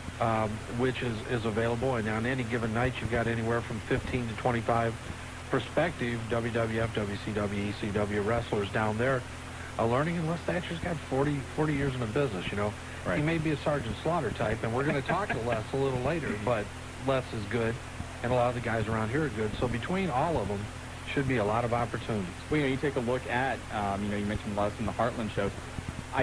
With the Pillman show and the mass exposure it gets across the country, that is what all of these Heartland guys strive for. If you do well on that Heartland show, you're doing well in front of the top guys in WWF and WCW, and they'll talk about you. You remember this past Pillman, Shark Boy, he won the Pillman Cruiserweight tournament, did an absolutely great job, and now he's in WCW. Yeah, he gets a developmental contract. The guy's making nice money. He's down there training. Just was on WCW's show to get powerbound.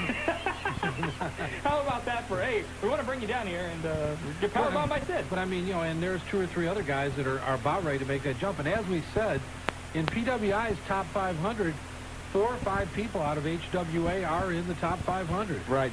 Chip Fairway was number 420. Trying to see who else, a couple other guys in here. I know Shark Boy, of course, isn't in there anymore, but Bull Payne was number 372. Yeah, Bull Payne. Shark Boy's like 299. He's 299, and you can thank the Heartland for that. I thought Tariq the Great was in here, too. I saw Cody Hawk's 453. A lot of the guys are in here, though. Yeah, so, I mean, when we talk to these guys, or you come in and talk to them, ask them how they got to that point. And they'll tell you it's hard work, a lot of matches, a lot of doing a lot of different things. Let's go back to the Lions fan. They are lit up tonight. Double P? Yes. Hey, how you doing? You got the wrestling guys. Doing pretty good, man. Double P's probably one of the most hated guys in the Miami Valley. Okay. Straight up. I mean, I've been in the independent business a little bit over a year. Okay. Actually was part of the now defunct MCWA. Okay.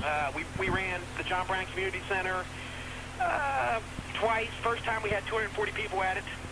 Did Hara Arena. But I'll tell you what, there's a lot of guys calling up, and a lot of guys are saying, hey, there's 2 other promotions, but a lot of them guys that started the OCW got their start with me, and now the IWO is building up strong, and that's what we're working on right now. Okay. So I mean, at least, hell, I'm sure everybody's heard of the hotline. We're at 229-8185. Okay. And, that's just that. I mean, that's the only comment I wanted to make is that there are 3 independent organizations. Our first show is December the 10th. We're now on television, just like Unified Championship Wrestling, and I think, I'm not sure if it was Marty or Shawn that made the point when they said that everybody's got to work together.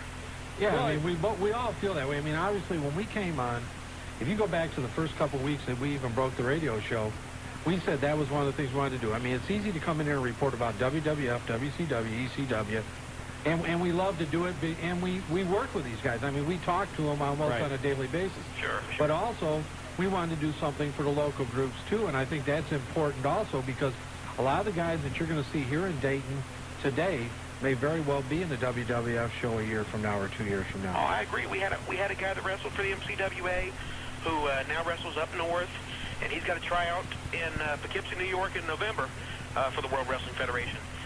You know, so that's just an example of one independent coming right out of Dayton who may make it. I mean, he's 300-plus pounds. He's as quick as a cat in the ring. And, you know, that's that. I mean, everybody has their own opinions about me. I have my own opinions.